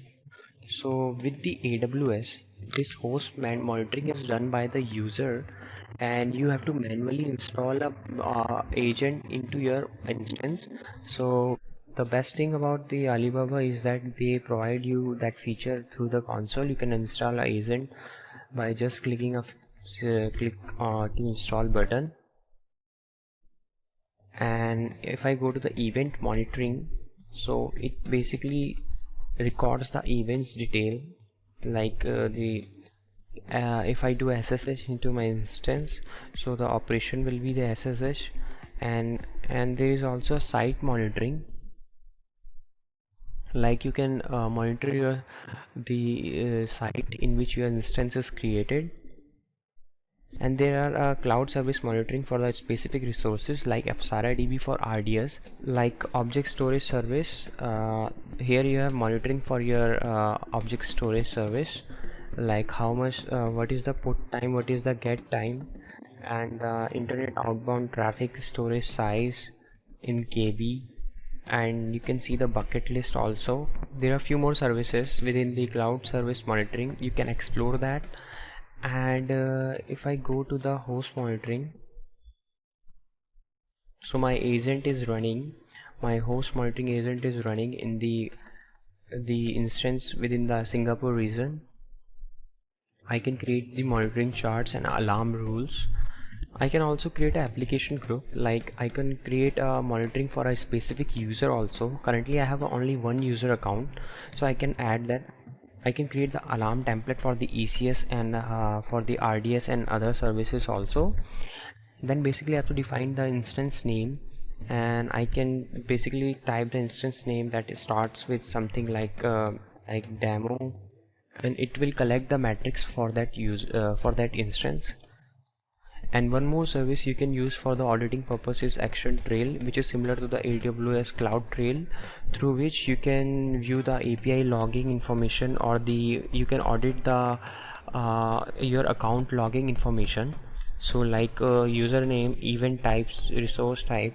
So here the event name was console sign in, and the event name was revoke security group, like this. If I click on that, I can view the event information also, the host information, policy, and extra many more fields. So you can view the past 30 days information within your Action Trail console.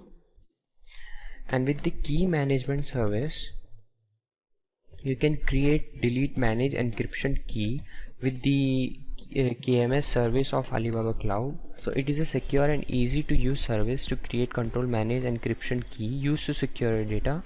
KMS enabled you to protect the confidentiality, integrity and availability of keys while also saving on costs. You can integrate KMS with other Alibaba Cloud services such as Alphaa-DB for RDS and object storage service. Encrypt critical information including certificates and key stored with these services. You can use these keys securely and conveniently and focus on developing encryption decryption function scenarios. So I can create a key, and the key material source will be Alibaba Cloud KMS. I click on OK. So it is free to use. KMS is free to use. So this is how you can create a KMS.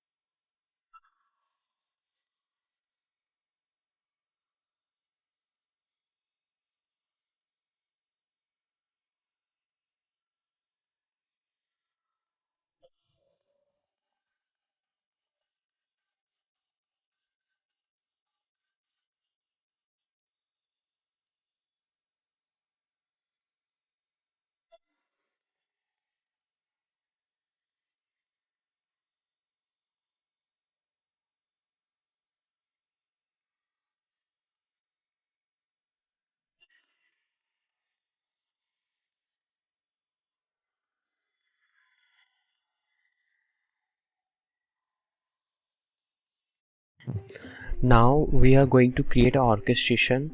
I'll use the resource orchestration service of Alibaba Cloud, and it is free to use.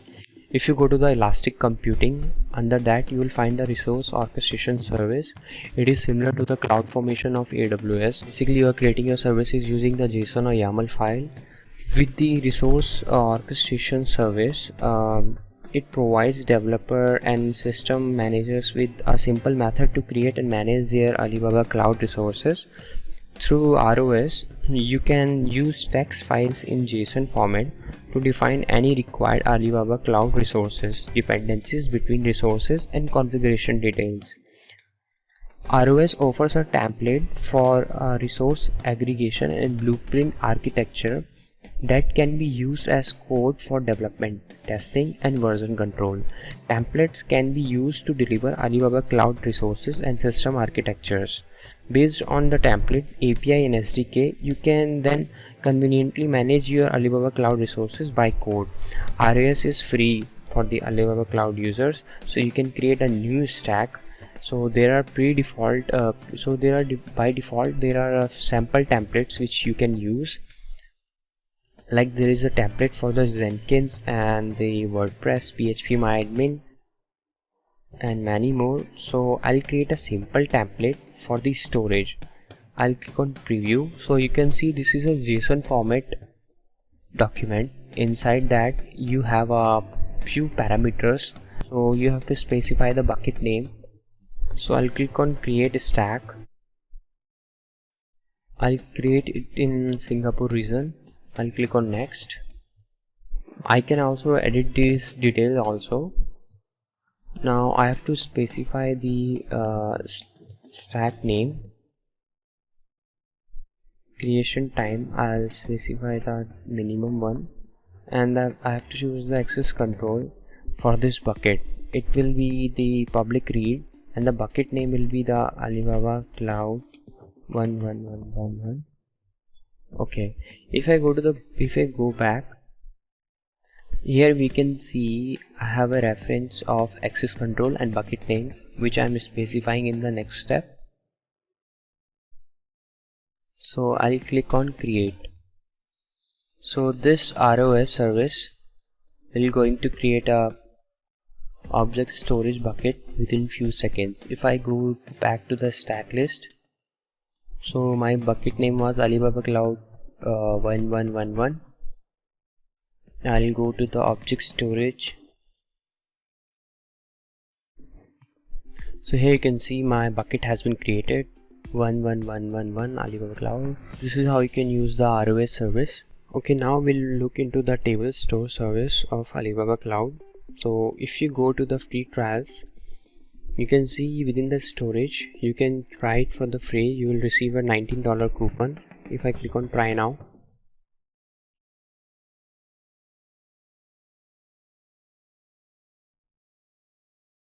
so you can see here I have received a $19 coupon for the table store service. Now I can create my instance. So I'll choose the Singapore region. I'll create an instance. I'll name it as demo inst. My its type is high performance. I'll put this description as instance name and click OK. So my instance has been created. If I click the manage, now I have to bind it to the VPC. It's in the Singapore region, so now I have to select the subnet. I'll create it, bind it in the subnet 1 region. Instance VPC name will be demo VPC or inst. You can put it any name. I'll click on OK.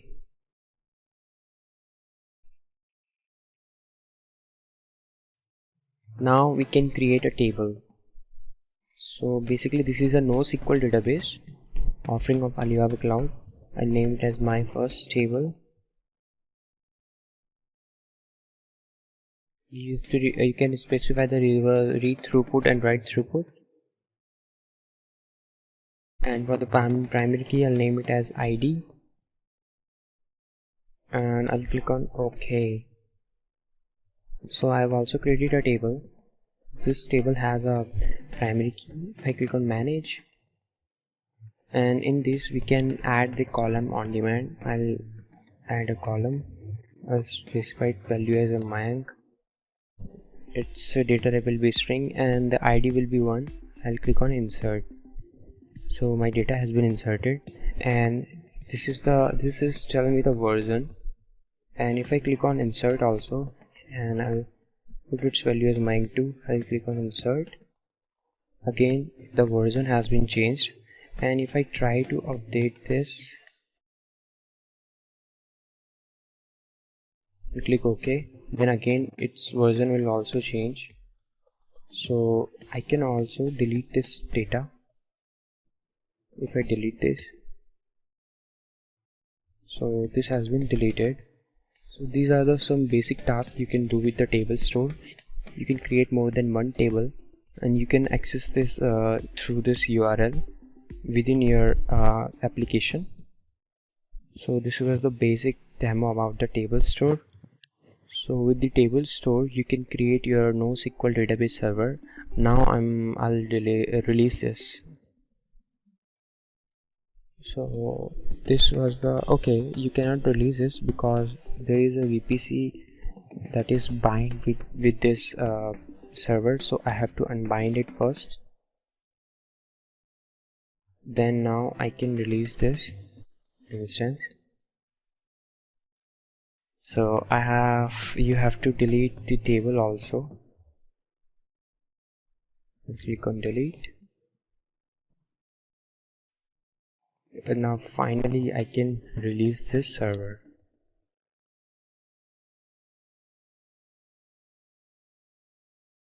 The status is changed to releasing. So this is how you can use the table stores. Now we'll look into how we can configure the Alibaba Cloud CLI. So with the help of the CLI, you can create your instances, you can create your services, you can control your services from the console, from your local console. So if you go to the if you search for a Google for Alibaba Cloud CLI, then go to the first link, it will take you to this page. For the CLI version, I'll choose the command line interface version. I'll click on this, and after that you have to download a zip file. I'm using a Windows, then I'll click on this,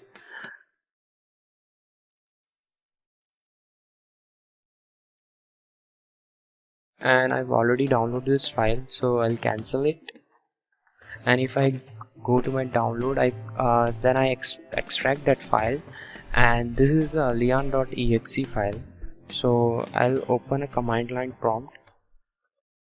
Actually I've already configured it, so you can configure it for more than one user. If I go to this directory,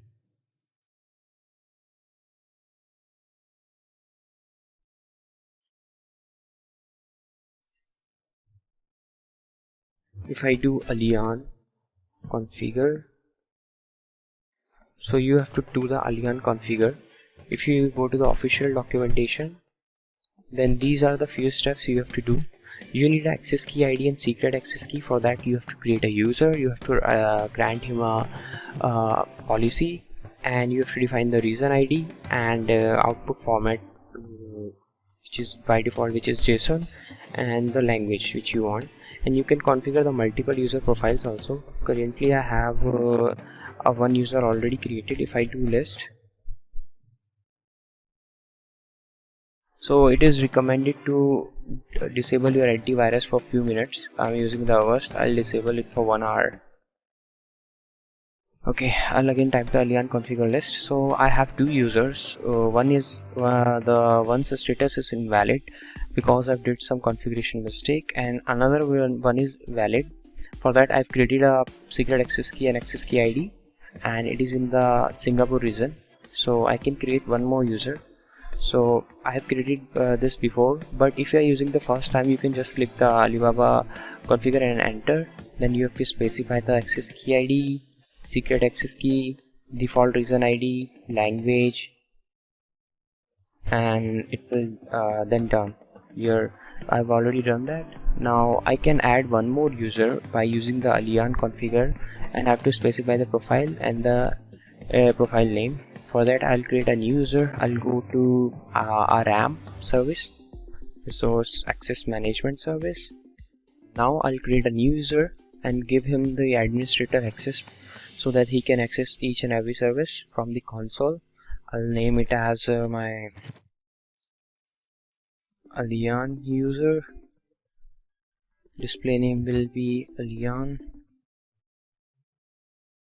Automatically generate access key ID. So my user has been created and it has access key details. If I try to configure it now, currently it doesn't have any policy attached. So if I'll save access key information and I'll attach a policy with this user, I'll go to this user and in our user authorization policy, I'll edit authorization policy and I'll assign him admin access policy. Okay, and this file is downloaded, which has access key ID and secret access key.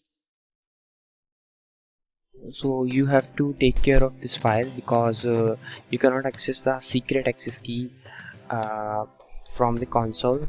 It is only available at the time of user creation. So now I have to use this. I can use this access key ID and secret access key. I'll go to the console and configure. I'll tap profile. I'll tap the username as Allian user. Or I'll use now I have to specify the access key ID. This will be my access key ID and my secret access key. For region ID, you can go to the ECS. From currently I'm in the Singapore region. To find the region ID, you can simply look into the URL. This is my region ID, region/region ID. It's the Singapore region. Type will be JSON. It says only JSON is supported. Okay. Language will be English. Done. So my new profile is created. Okay. It throws an error. Let me type list. Okay. Now my user has been created. So I can ignore this error because it says status as valid. And if I do Allian help, so these are the few things I can do. If I do Allian ACS help, and these are the few more things which I can do. And what I'll do,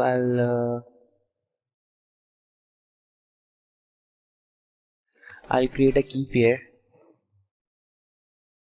Allian ACS key pair help. Okay, I don't have to specify minus. Now I have to specify the region ID that is required.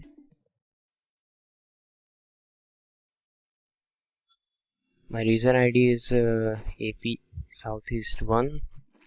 I'll go to key pair. Then I also need to specify the key pair name.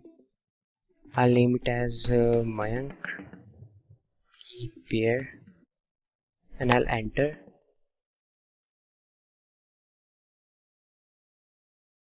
Okay, my key pair has been created. If I go to the URL key pair, so my Mayank key pair has been created. I can copy this private key. So this is in the JSON format. Basically I have to copy the private key body part, which is from here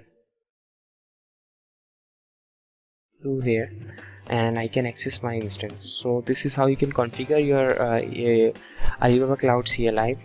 So this is the beginner course. In advanced course we'll deep dive into the more services, like we'll create an instance using the CLI. You can also use the CLI for calling the REST APIs. So thank you so much. This was the basic introduction about the CLI. So guys, let's talk about the auto scaling. So you can go to this document by going into the document center, auto scaling product information. So as the name suggests, it enables you to dynamically scale your computing capacity up or down to meet the workload of your ECS instances. according to the scaling policy you specify, and reduces the need of manual provision. And it monitors your resources, automatically adds or removes capacity in real time as demand changes, so it guarantees availability and save costs. So suppose you have 3 ECS instances running in Singapore region, one in zone A, zone B, zone C, and these all are part of auto scaling, and in the front end these are connected to the load balancer. So suppose you have created an auto scaling, and if your CPU average load is greater than 80%, one of the ECS instance have CPU load average greater than 80%, then you can create an alarm in auto scaling group. Like if your CPU utilization is greater than 50% or 80%, then go ahead and add 2 more instances or 1 instances, and not only you can use CPU, but you can also use the memory or bandwidth or the connections as your alarm trigger, but CPU is the most commonly used. Then after this alarm is triggered, then 2 more ECS instances has been added to the same region within a specific subnet.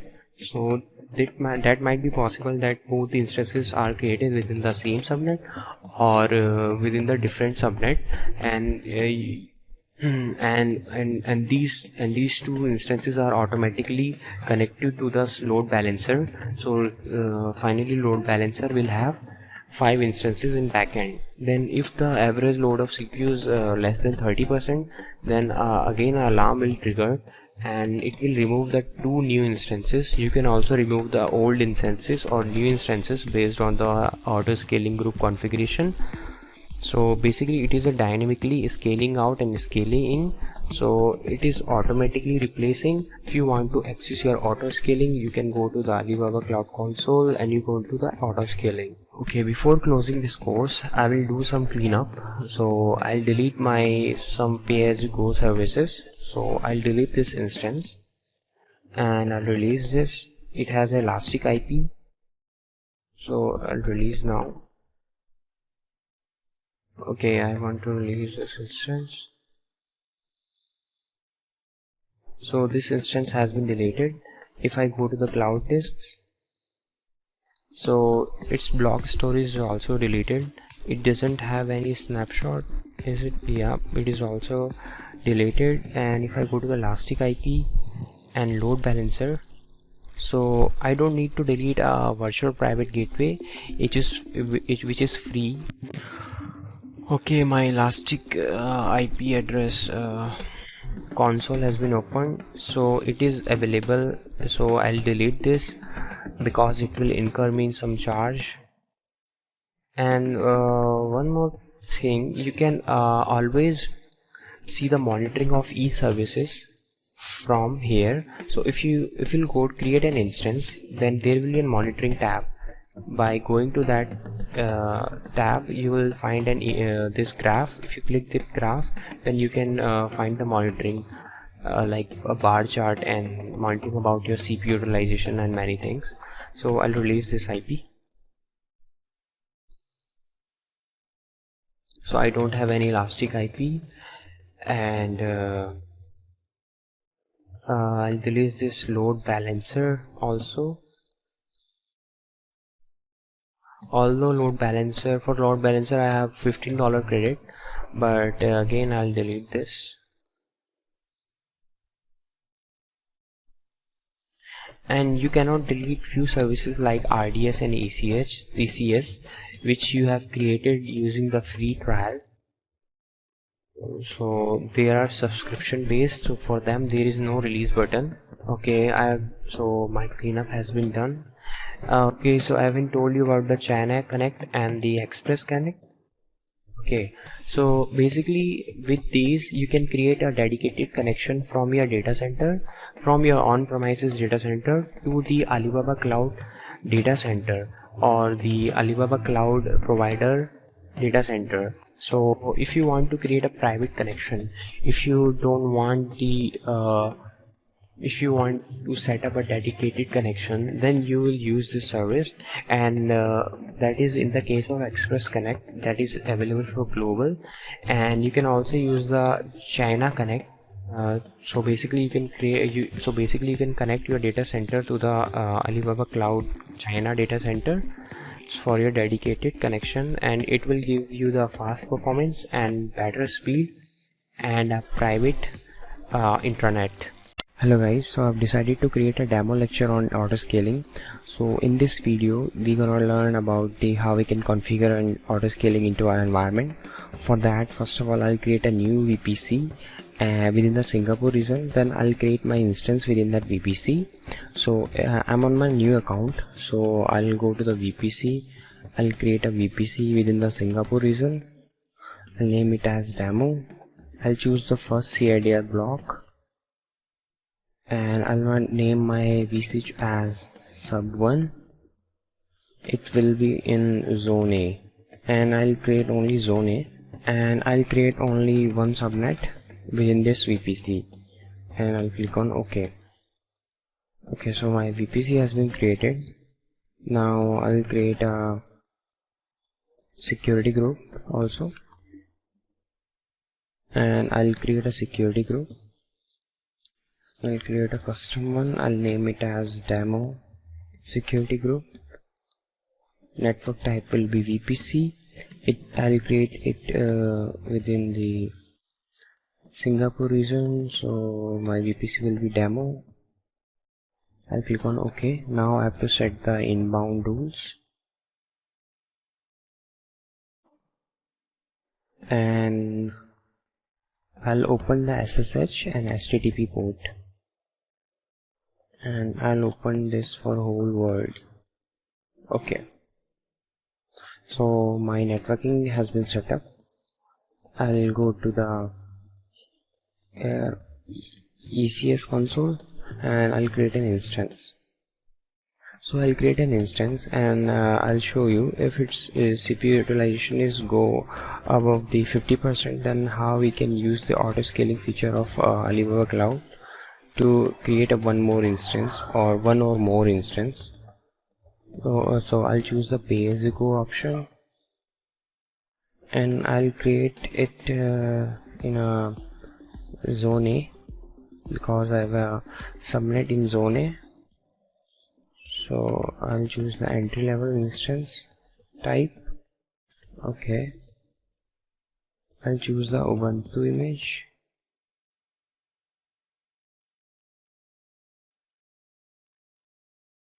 and I'll choose 20 GB disk, and I'll go to the networking. So it has automatically selected the subnet one. I'll assign it a public IP, and it automatically choose my demo security group. And I'll go to the system configuration. I'll choose the key pair. I'll name it as INST.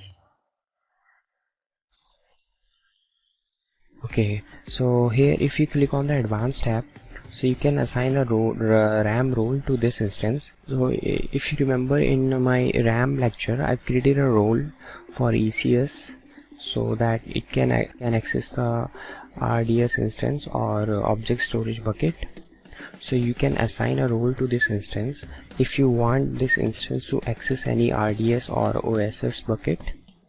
And you can also put the bootstrap script, like you have to mention the shebang.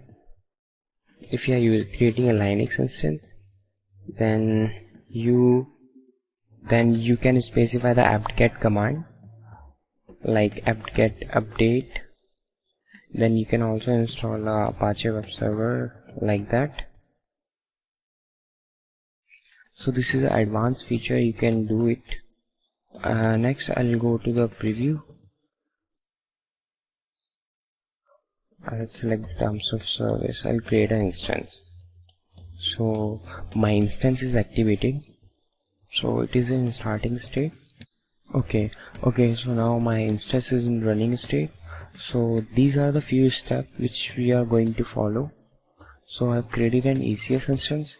Next I'll create an auto scaling group. Before that I'll SSH into my instance using the putty SSH as root user. Let me assign the private IP, and I'll increase the font size.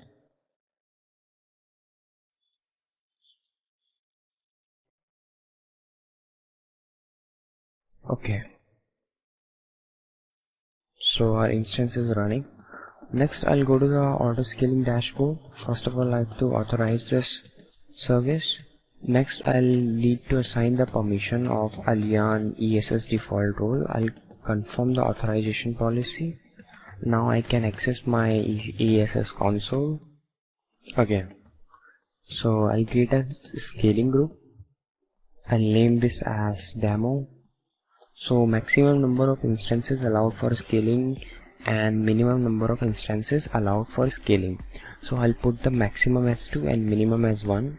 So this is the maximum number of instances which this scaling group is allowed for scaling. So if you put the value as 1, if you put the maximum and minimum value as same, then you'll receive an error, because I've experienced that error. So you have to assign a value greater than 1 into the maximum field. So basically, after an event is triggered, then a scaling group will gonna create an instance within our Singapore region. So this is what I want. So now we have to mention the cooldown time. So by default it is 5 minutes. So within this period of time, the auto scaling will not execute the other scaling activities. So if I try to remove an instance, then it would take around 5 minutes to cool down. So I'll decrease it to 3 minutes. I'll put the 180 seconds. Next, for the removal policy, I'll choose the firstly remove new instance, then remove oldest instance. Basically, with this I'm specifying that if the CPU utilization is go below the 50%, then remove the newly added instance, then if required, remove the oldest instance. Next, I'll select the VPC. I'll select demo VPC.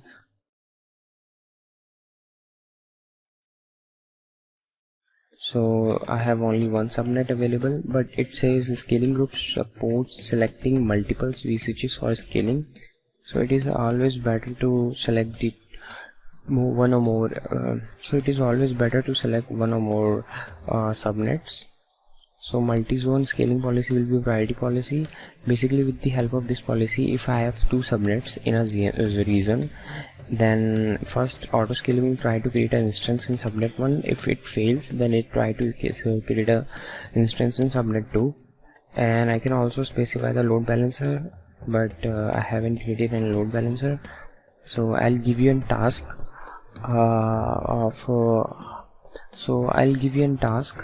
I'll discuss it in the end of the lecture, and I'll click on submit. Next, my auto scaling group has been created. I have to next create the scaling configuration. Basically, with the scaling configuration, you are creating an ECS instance. You are creating an image of ECS instance, and this image will be used when an event is triggered. So I'll select the entry level instance. Now I'll select the Ubuntu image. My cloud disk will be 20 GB. I'll assign it a public IP, and it will have a demo security group. Next, I'll go to system configuration. I'll select the key pair, and for the instance name, if I leave this field as blank, then the system date will be used by default. Okay, I want this. You can also assign the bootstrap script and the RAM role to this instance. Next, I'll go to the preview. I have to name the scaling configuration, so I'll name it as demo scaling configuration, and I'll click on create. I'll enable the configuration. So what I've done so far, I've created an ECS instance, I've created an auto scaling group, and I've also created a scaling configuration. So next, I have to attach my ECS instance to the auto scaling group. So I have to attach this. I click on confirm. I have to attach this ECS instance into my scaling group. I'll go to ECS instances, I'll go to the manually add, and I'll click on add instance. So it automatically detected that there is an instance running in Singapore region. Okay, so my instance has been added to my scaling group. So currently it has one active instance. So now I have to create an action. So basically with the action you are defining that if there is an event occurred, then what will going to happen. Suppose for example, if an CPU load increases by 50%, more than 50%, then this action will be going to happen. So I'll name it as scale up. I'll say if my CPU percentage is greater than 50%, then increase by 1 instance. So I put the minimum value of, if you remember, as 1 and maximum value as 2. So if I choose, if I put the value of 2 here, I'll receive an error because that is my maximum value. So it will increase by 1 instance. So cooldown time will be, I'll put as 180 seconds. I'll click on create action. Next I have to create an event trigger. I'll go to the event trigger task. Here I'll put the name as scale up trigger. I'll select the secured scaling group. Monitoring type will be system, and I'll create a metric item of CPU. You can also choose a memory TCP connection many more. So refreshing cycle will be 1 minute, and the condition will be that if the average CPU percentage is greater than 50%, so if the CPU utilization is greater than 50%, then action to trigger. Here we have to select the action, then scale by 1 instance, which I have created in the scale up action. And you can also specify the trigger after 1 time, 2 times, 3 times. Basically, if event trigger task find this condition, then it will trigger after 1 time. If I choose 3 times, then it will wait for the next time, then again for next time, then after the 3rd time it will trigger the action. But I'll choose the 1 time and I'll click on submit. So I've also created an event trigger. Next, you can also create the alert. Like you can create the cloud monitoring alert, like event notifications. So you can create like a scale up operation, scale up field, all these notifications, cloud monitoring notification. Next I'll go back. So I have configured this. Next I'll go to my instance, and what I'll do, I'll assume a CPU load on my instance. For that I'll install the stop for the monitoring of my CPU and memory. For that I'll update my application repository. Now I'll install the stop package.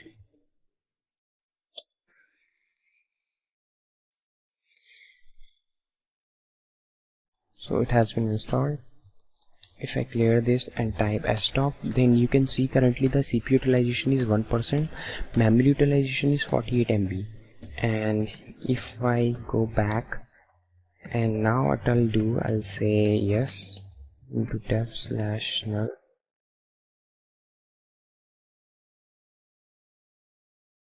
If I now do stop, then you can see here my CPU utilization is 100%. So I'll wait for my event to trigger, and its refresh cycle is 1 minute. So I have to wait for 1 or 2 minutes. If I go to the event trigger tasks, so you can see here currently it is found that the CPU utilization is 0.28%. So it will take some time to update, and I have a 1 instance running in the Singapore region. So currently my status is normal. If I go in again, still it is 0.28. Now it is detected that CPU utilization is 15%. Okay.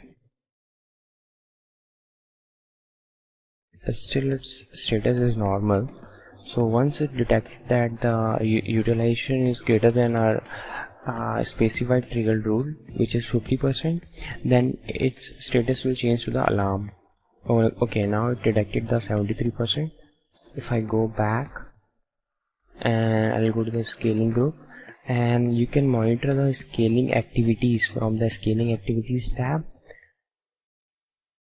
and you can see here when I added an instance manually, so you can see the instance status was successful, and currently it is adding a one instance. It is in progress. So I specified an action that if my utilization is greater than 50%, then add increase by one instance within my Singapore region. So you can see an alarm task execute, scaling rule this, changing the total capacity from 1 to 2. So I have one instance running in Singapore region, so it will go ahead and create one more instance within this region. And yeah, so our instance has been created within the zone A. So if I go back and do a refresh, so you can see here the instance addition was successful. If I go into view detail, so instance, if I copy this and paste it over here, so this is a newly created instance. So after the one instance is added, so again the action is triggered, but this time I specified the maximum value, that is why the request is rejected. And because the maximum value of instance was 2, so if I click on modify, you can see here the maximum number of instances allowed for scaling was 2. So the minimum was 1, so I have 2 instances running. So now you can also create a event trigger for the scale down operation. So if the CPU utilization is less than 50%, then automatically go ahead and delete this instance. So I have specified this rule. If I click on modify, that for the removal policy, firstly delete newly created instance, then delete the, if required, oldest instance. So if I go to the scaling group, and you can see the active instances are 2.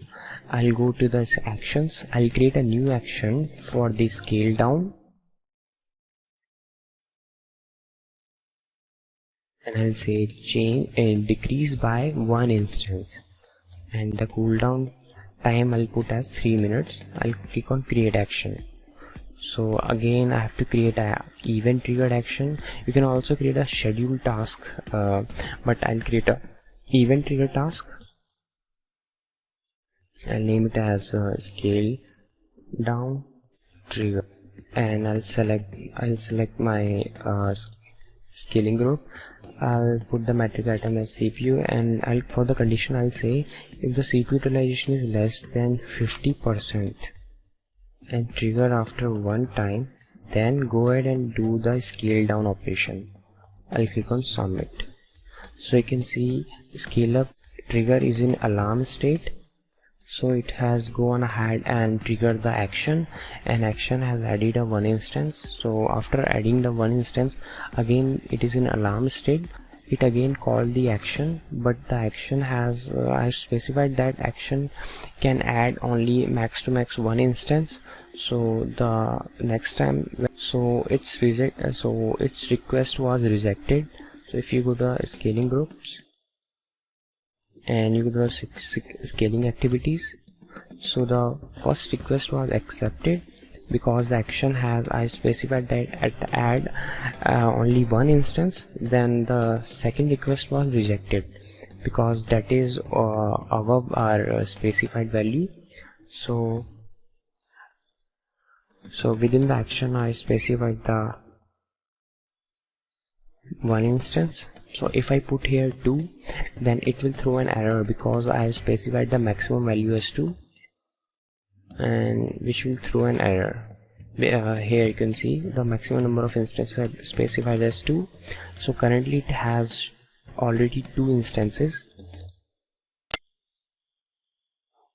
Okay, if I do a refresh, okay, now it gone ahead and deleted an instance. If I go to the scaling activities, okay, if I refresh the scaling activities, now you can see it has successfully removed our ECS instance, because the newly created instance doesn't because the CPU utilization of newly created instance was less than 50%. That is why it deleted that instance. So the removal operation was also successful.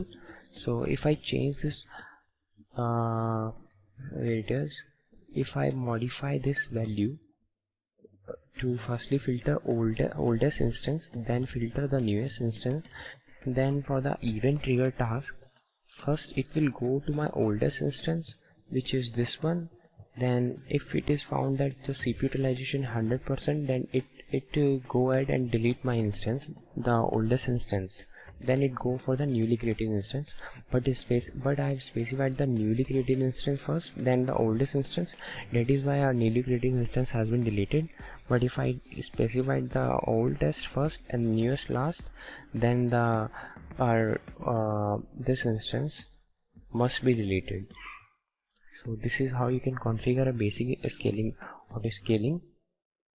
So again, if you go to the scaling, if I go to the scaling activities, now this was the instance I manually added, and this was the instance which was added by the event trigger task. This request was rejected because the maximum limit was only 1 instance, and again it removed the newly created instance because I put that into the removal policy. Firstly delete the new instance, then go for the oldest instance if required. Then again, because I specified the 1 into this, and because I specified the 1 in action for the scale down, I CPU the 1 value. That is why my only 1 instance is deleted, because my second instance CPU utilization is also 100%. And if I specified the 2 here, then it would go on ahead and deleted my both the instances. So you can play with this, and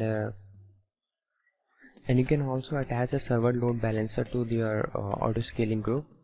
Again, you can see here it found that the CPU utilization of this instance is 100%. Then it again gone ahead and created one more instance in my Singapore. So basically you have to specify some lower value for your scale down, like you have to specify for the CPU utilization as 5 to 10%. I have specified as 50%. So it is continuously going to create and delete the instance. So it is gone ahead and again it has attached an instance. So the cooldown period is 3 minutes, then which means this instance will be available for 3 minutes. Then after the cooldown period, it will go on ahead and delete again the newly created instance. So in between, if I change the removal policy, I'll say firstly filter the oldest instance, then filter the new instance, then it will go on ahead and delete this instance, and our new instance will persist. I'll wait for the 3 minutes because that is the cooldown period I choose. Basically you can create a ECS instance and attach that ECS instance to the server load balancer, and at the time of creating an auto scaling group you can specify the load balancer. So you just need to select on manage my load balancer. If you have any instance, if you have any load balancer, then you can select your load balancer from here. I don't have anyone, and it will automatically go ahead and attach that newly created ECS instance within your load balancer. So auto scaling gives us a huge elasticity into our environment. So it is the best feature of the public cloud. So guys, after the 3 to 4 minutes, you can see it gone ahead and removed my one ECS instance. If I click on view detail, and if I select this instance name, and if I put this, then you can see here this is my oldest instance name ID. So basically it gone ahead and removed this instance from my auto scaling group. If I go to the basic info, then you can see it has currently one active instances, and if I go to the ECS instances, then the manually added instance has been removed by the event trigger policy, event trigger task, in which I have defined the action of decrease by one instance, and within my scaling group I specified that the removal policy firstly filter the oldest instance, then the newest instance. So for my manually added instance, the auto scaling just remove that from the scaling group, and for the automatically created instance, by the auto scaling, it delete those instances from the ECS console also. So you can play with the auto scaling. So it is very interesting topic. Let me kill all. So my CPU utilization has been changed to 0%. Now it will not create an new instance because my CPU utilization is less than 50%. And actually this instance is not attached to this auto scaling group. I can manually attach that instance again. So click on add existing instance, and I'll attach this one. So I can again attach this instance. So its status is healthy and its CPU utilization is less than 50%, then it will not gonna create an instance again. And because this my maximum number of instances size is 2, so I already have 2 instances within my auto scaling group. So if it again triggers an CPU utilization greater than 50%, then it will throw an error because the limit has been, because my limit is raised to the maximum number of instances, that is 2.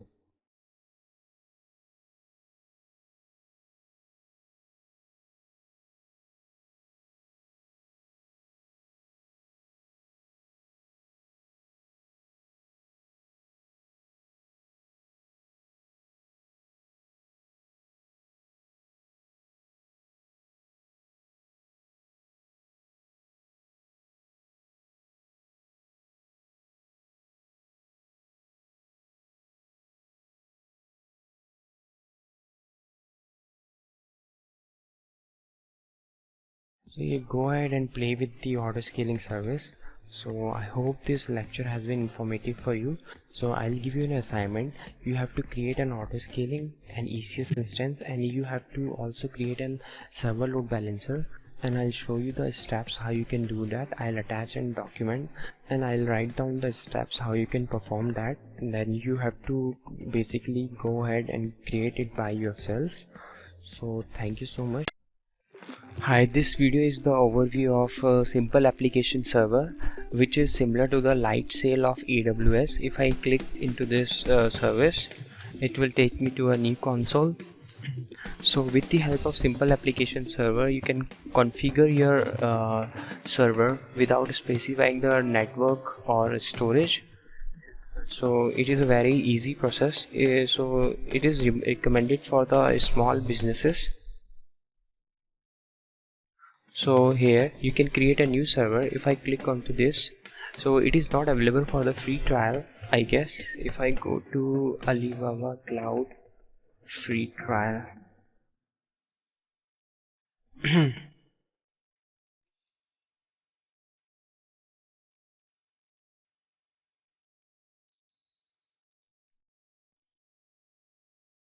okay, I'll go to this link.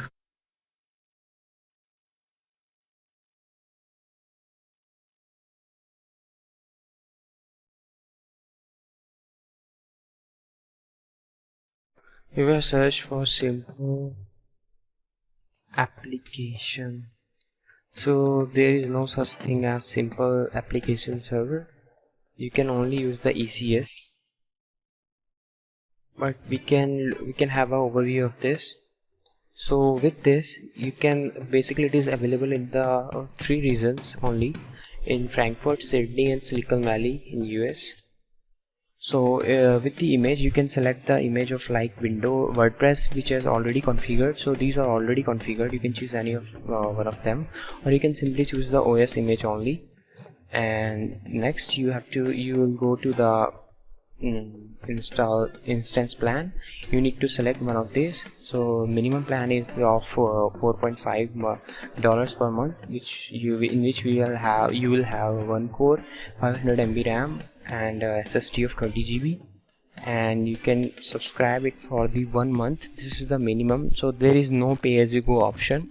And with the auto renew, you can basically, it is auto renewal, which means after the 1 month it will auto renew, and you will be charged for the next month also, and this instance will be available for next month. So, and just you need to then click the buy now and your instance is created. So it is basically a light version of, you can say, ECS instance. So maximum instance plan is available for $79, which have only 8 GB RAM and 2 core CPUs and 80 GB SSD. And now let's look into the one more thing, one more elastic compute service, which is the function compute. So it is similar to the Lambda of AWS.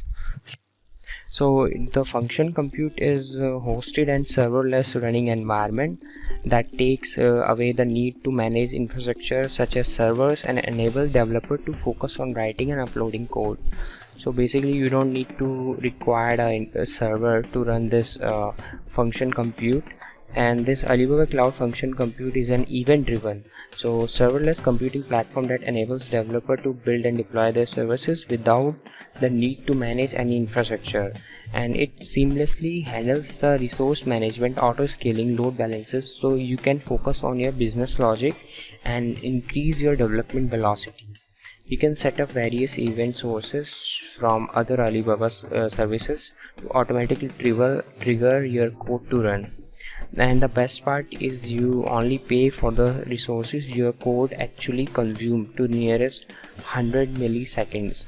So you can create a function compute, like if I submit a form, then a function is triggered, and you will be charged for that. So for that period only when the function was triggered.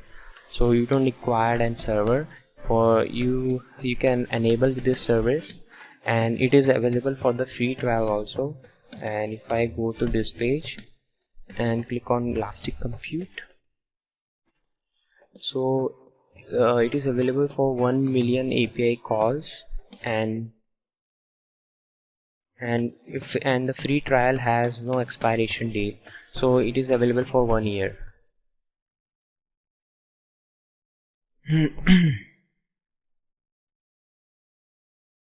And there is also a service called marketplace. So if you go to free trial and you click on always free product, so if you go to software from marketplace, so you can see these are the few marketplace images which are available. Like you have WordPress on LAMP, Ubuntu, and there are various instances available. So if I click on get free,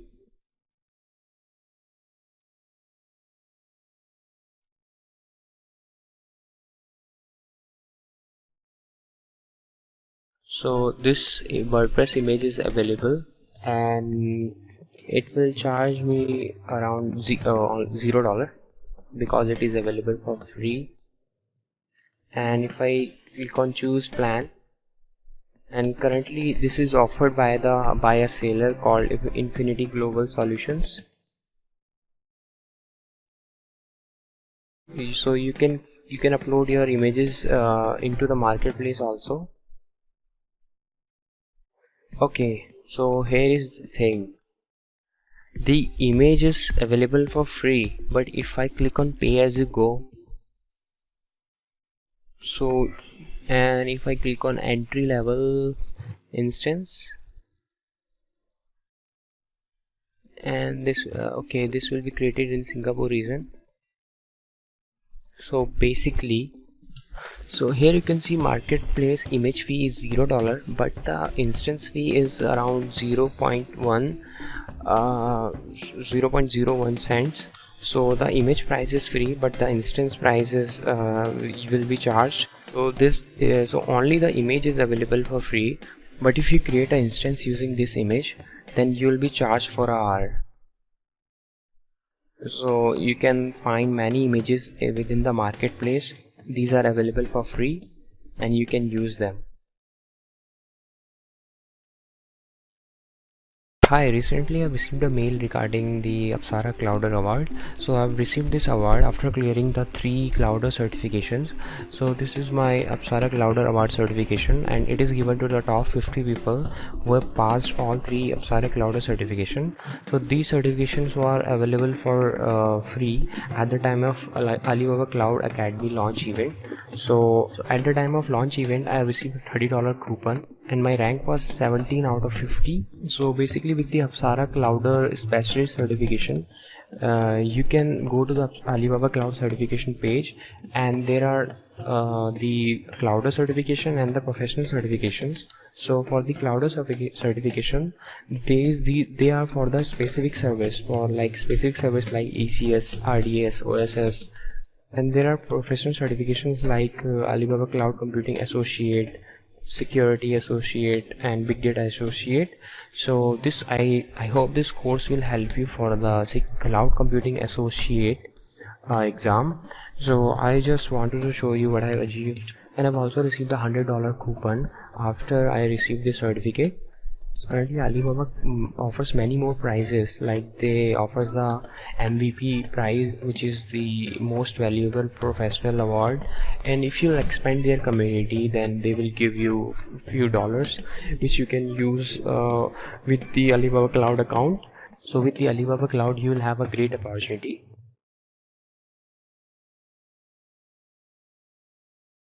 So basically there are 3 levels. First is Alibaba Cloud Technical Certification, then there is Professional Certifications. There are 2 levels. Okay, so for the Professional Certification there is a Certified Associate exam, then Professional exam, then Expert exam, which is coming soon. And if you are planning to do a Associate exam, then this course will be a good start for you. I'm sure that after that you just need to read about the FAQs and the official documentation of the Alibaba Cloud, and you can prepare for the exam also. So if you are planning to do a certification, I'll suggest you to prepare for this exam. You just need to read FAQs and documentation, and my this introduction course is enough for you to clear this exam. If you are using the Alibaba Cloud trial account, that is fine, but you have to remember some of the considerations. So in this video I'll tell about the specifically for billing management. So this is the spending summary. So here it will show you your monthly spending summary, and Alibaba Cloud charge you monthly. And if you are using the pay as you go option, then it will automatically deduct your money. In Alibaba Cloud there is no monthly cycle, so which means if you are using any service in pay as you go out of the free trial, then you will be charged, and you will be charged monthly, and your money will be deducted from your credit card automatically once in a month, and there is no billing cycle. So you have to remember few things. So you can create multiple ECS instances. So I'll suggest you to create only 3 or 4, because if you try to create more in free trial more than 3 or 4, then you will get this kind of error, unable to activate, and you will not be able to create an instance for 24 hours any ECS. Then after that you can create that, but I'll suggest you to create ECS instance not more than 3 to 4 at a time, and the cost of the ECS instance is very low. So always try to create a ECS instance with the minimum storage, that is 20 GB for Linux and 40 GB for Windows, and always choose the minimum instance type, that is entry level, for your testing purpose. So you will be charged only for 0.0009 cents I guess. So that is too cheap, and you can run your instance for a month, and don't worry, you will not be charged $1. Like this, I'm running an instance from 3 days, and I only charge for $0.4. So if I show you my bill, if I go to home, actually I've created a I've created a night gateway, and I forgot to delete that, and it was running for 8 hours. In the morning, then I received an billing alert. I have created an alert from here, billing alert. So I received an alert of that my expenditure has gone above the $3. So that was the cause I received a bill of $5.5. So always remember, always delete your NAT. If you're trying to create a NAT gateway, then don't forget to delete it, then you will be charged. And I was charged $5.5 for 8 hours. This is the amount which is I have to pay for my ECS instance. So it is too less. I'm running around 2 ECS instances, and from 2 to 3 days, and I got only $0.4 bill. And every time you subscribe for a free trial resource, you can go to the orders, and if you go, and you can see, and it will show you your order detail, product, and its status and amount and tax. So every time you create a free trial resource, then it will show you amount of $0. But when you create a pay as you go, then it will show you its amount. And you can also cancel the payment if like this is unpaid. I was trying to use the ApsaraDB for MongoDB, but I cancelled that. So you can cancel your order from here. It is now cancelled. And also for free tier, there is a renewal option. So by default there is a manual renewal, which means after a month, your resource which is running for a free month, it will renew. It have to be renewed manually. But if it is enabled automatically, then you will be charged for the next month. These are the services. So if in Elastic Compute Service, this is my free trial instance running in Hong Kong region. So it is manual renew. So if there is any instance of any service which is in the auto renew, then I'll suggest you to move that instance to the manual renew, because you don't want to incur a charge after a month. And you can also put that instance through a don't renew also, so that after 1 month it will delete automatically. And you can also refer this your URL to a friend. Then every time we spend around $20, then you will get a $20 credit. There are many more such kind of offers Alibaba Cloud is offering, and you can always export a CSV file of your products. So, and there is one more. And if I click on pay as you go, I've used many services in pay as you go. So this was the amount I've paid for my NAT gateway. NAT gateway isn't available for the free trial. So always create a Cloud Monitor account and billing alerts, and with your registered email ID. I'll talk about the security service offering by the Alibaba Cloud. So by default, the anti-DDoS basic security service is already enabled for your account. If you want to use the anti-DDoS Pro, so it is very costly, but with the anti-DDoS Pro, so anti-DDoS Pro is a value-added protection service to ensure high availability and provide complete protection to your online business from all kind of malicious DDoS attacks.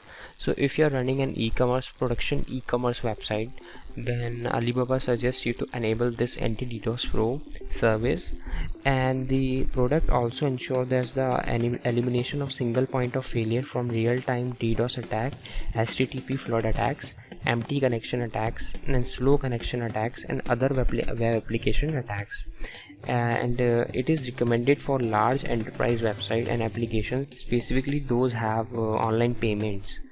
For blogs and small website, anti-DDoS basic is available and free of cost. And with the web application firewall, you can protect core website data and safeguard the security and availability of your site. So based on powerful big data cloud capabilities and underlying security, web application firewall provides protection against web-based attacks like SQL injections, malicious bot, and other common web attacks. And with the server guard, it is easy to use service that provides real-time monitoring of servers to ensure high availability. So Alibaba Cloud Server Guard is a reliable and secure service offering real-time monitoring of your servers and databases. And this product is easy to use and set up and provides you with complete overview and analysis of your website and system. And similarly, you can use the SSL certificates. So this allows customer to directly apply, purchase and manage SSL certificates. And there is a service for mobile security also. And you can create and you can use Alibaba bare metal service also. So you can have a dedicated server. So you can have a dedicated server only for your use, and for that it is also very costly. So guys, this course was about the introduction to Alibaba Cloud.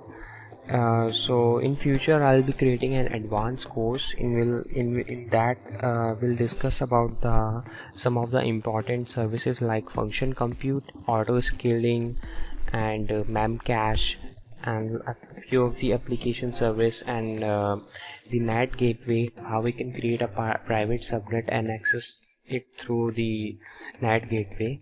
And also I'll create a course about the infrastructure as a code with Alibaba Cloud using the Terraform. So I think you have a basic overview of Alibaba Cloud.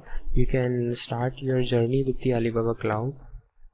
So you have a complete year to use few of the services, and few of the services are available for 1 month.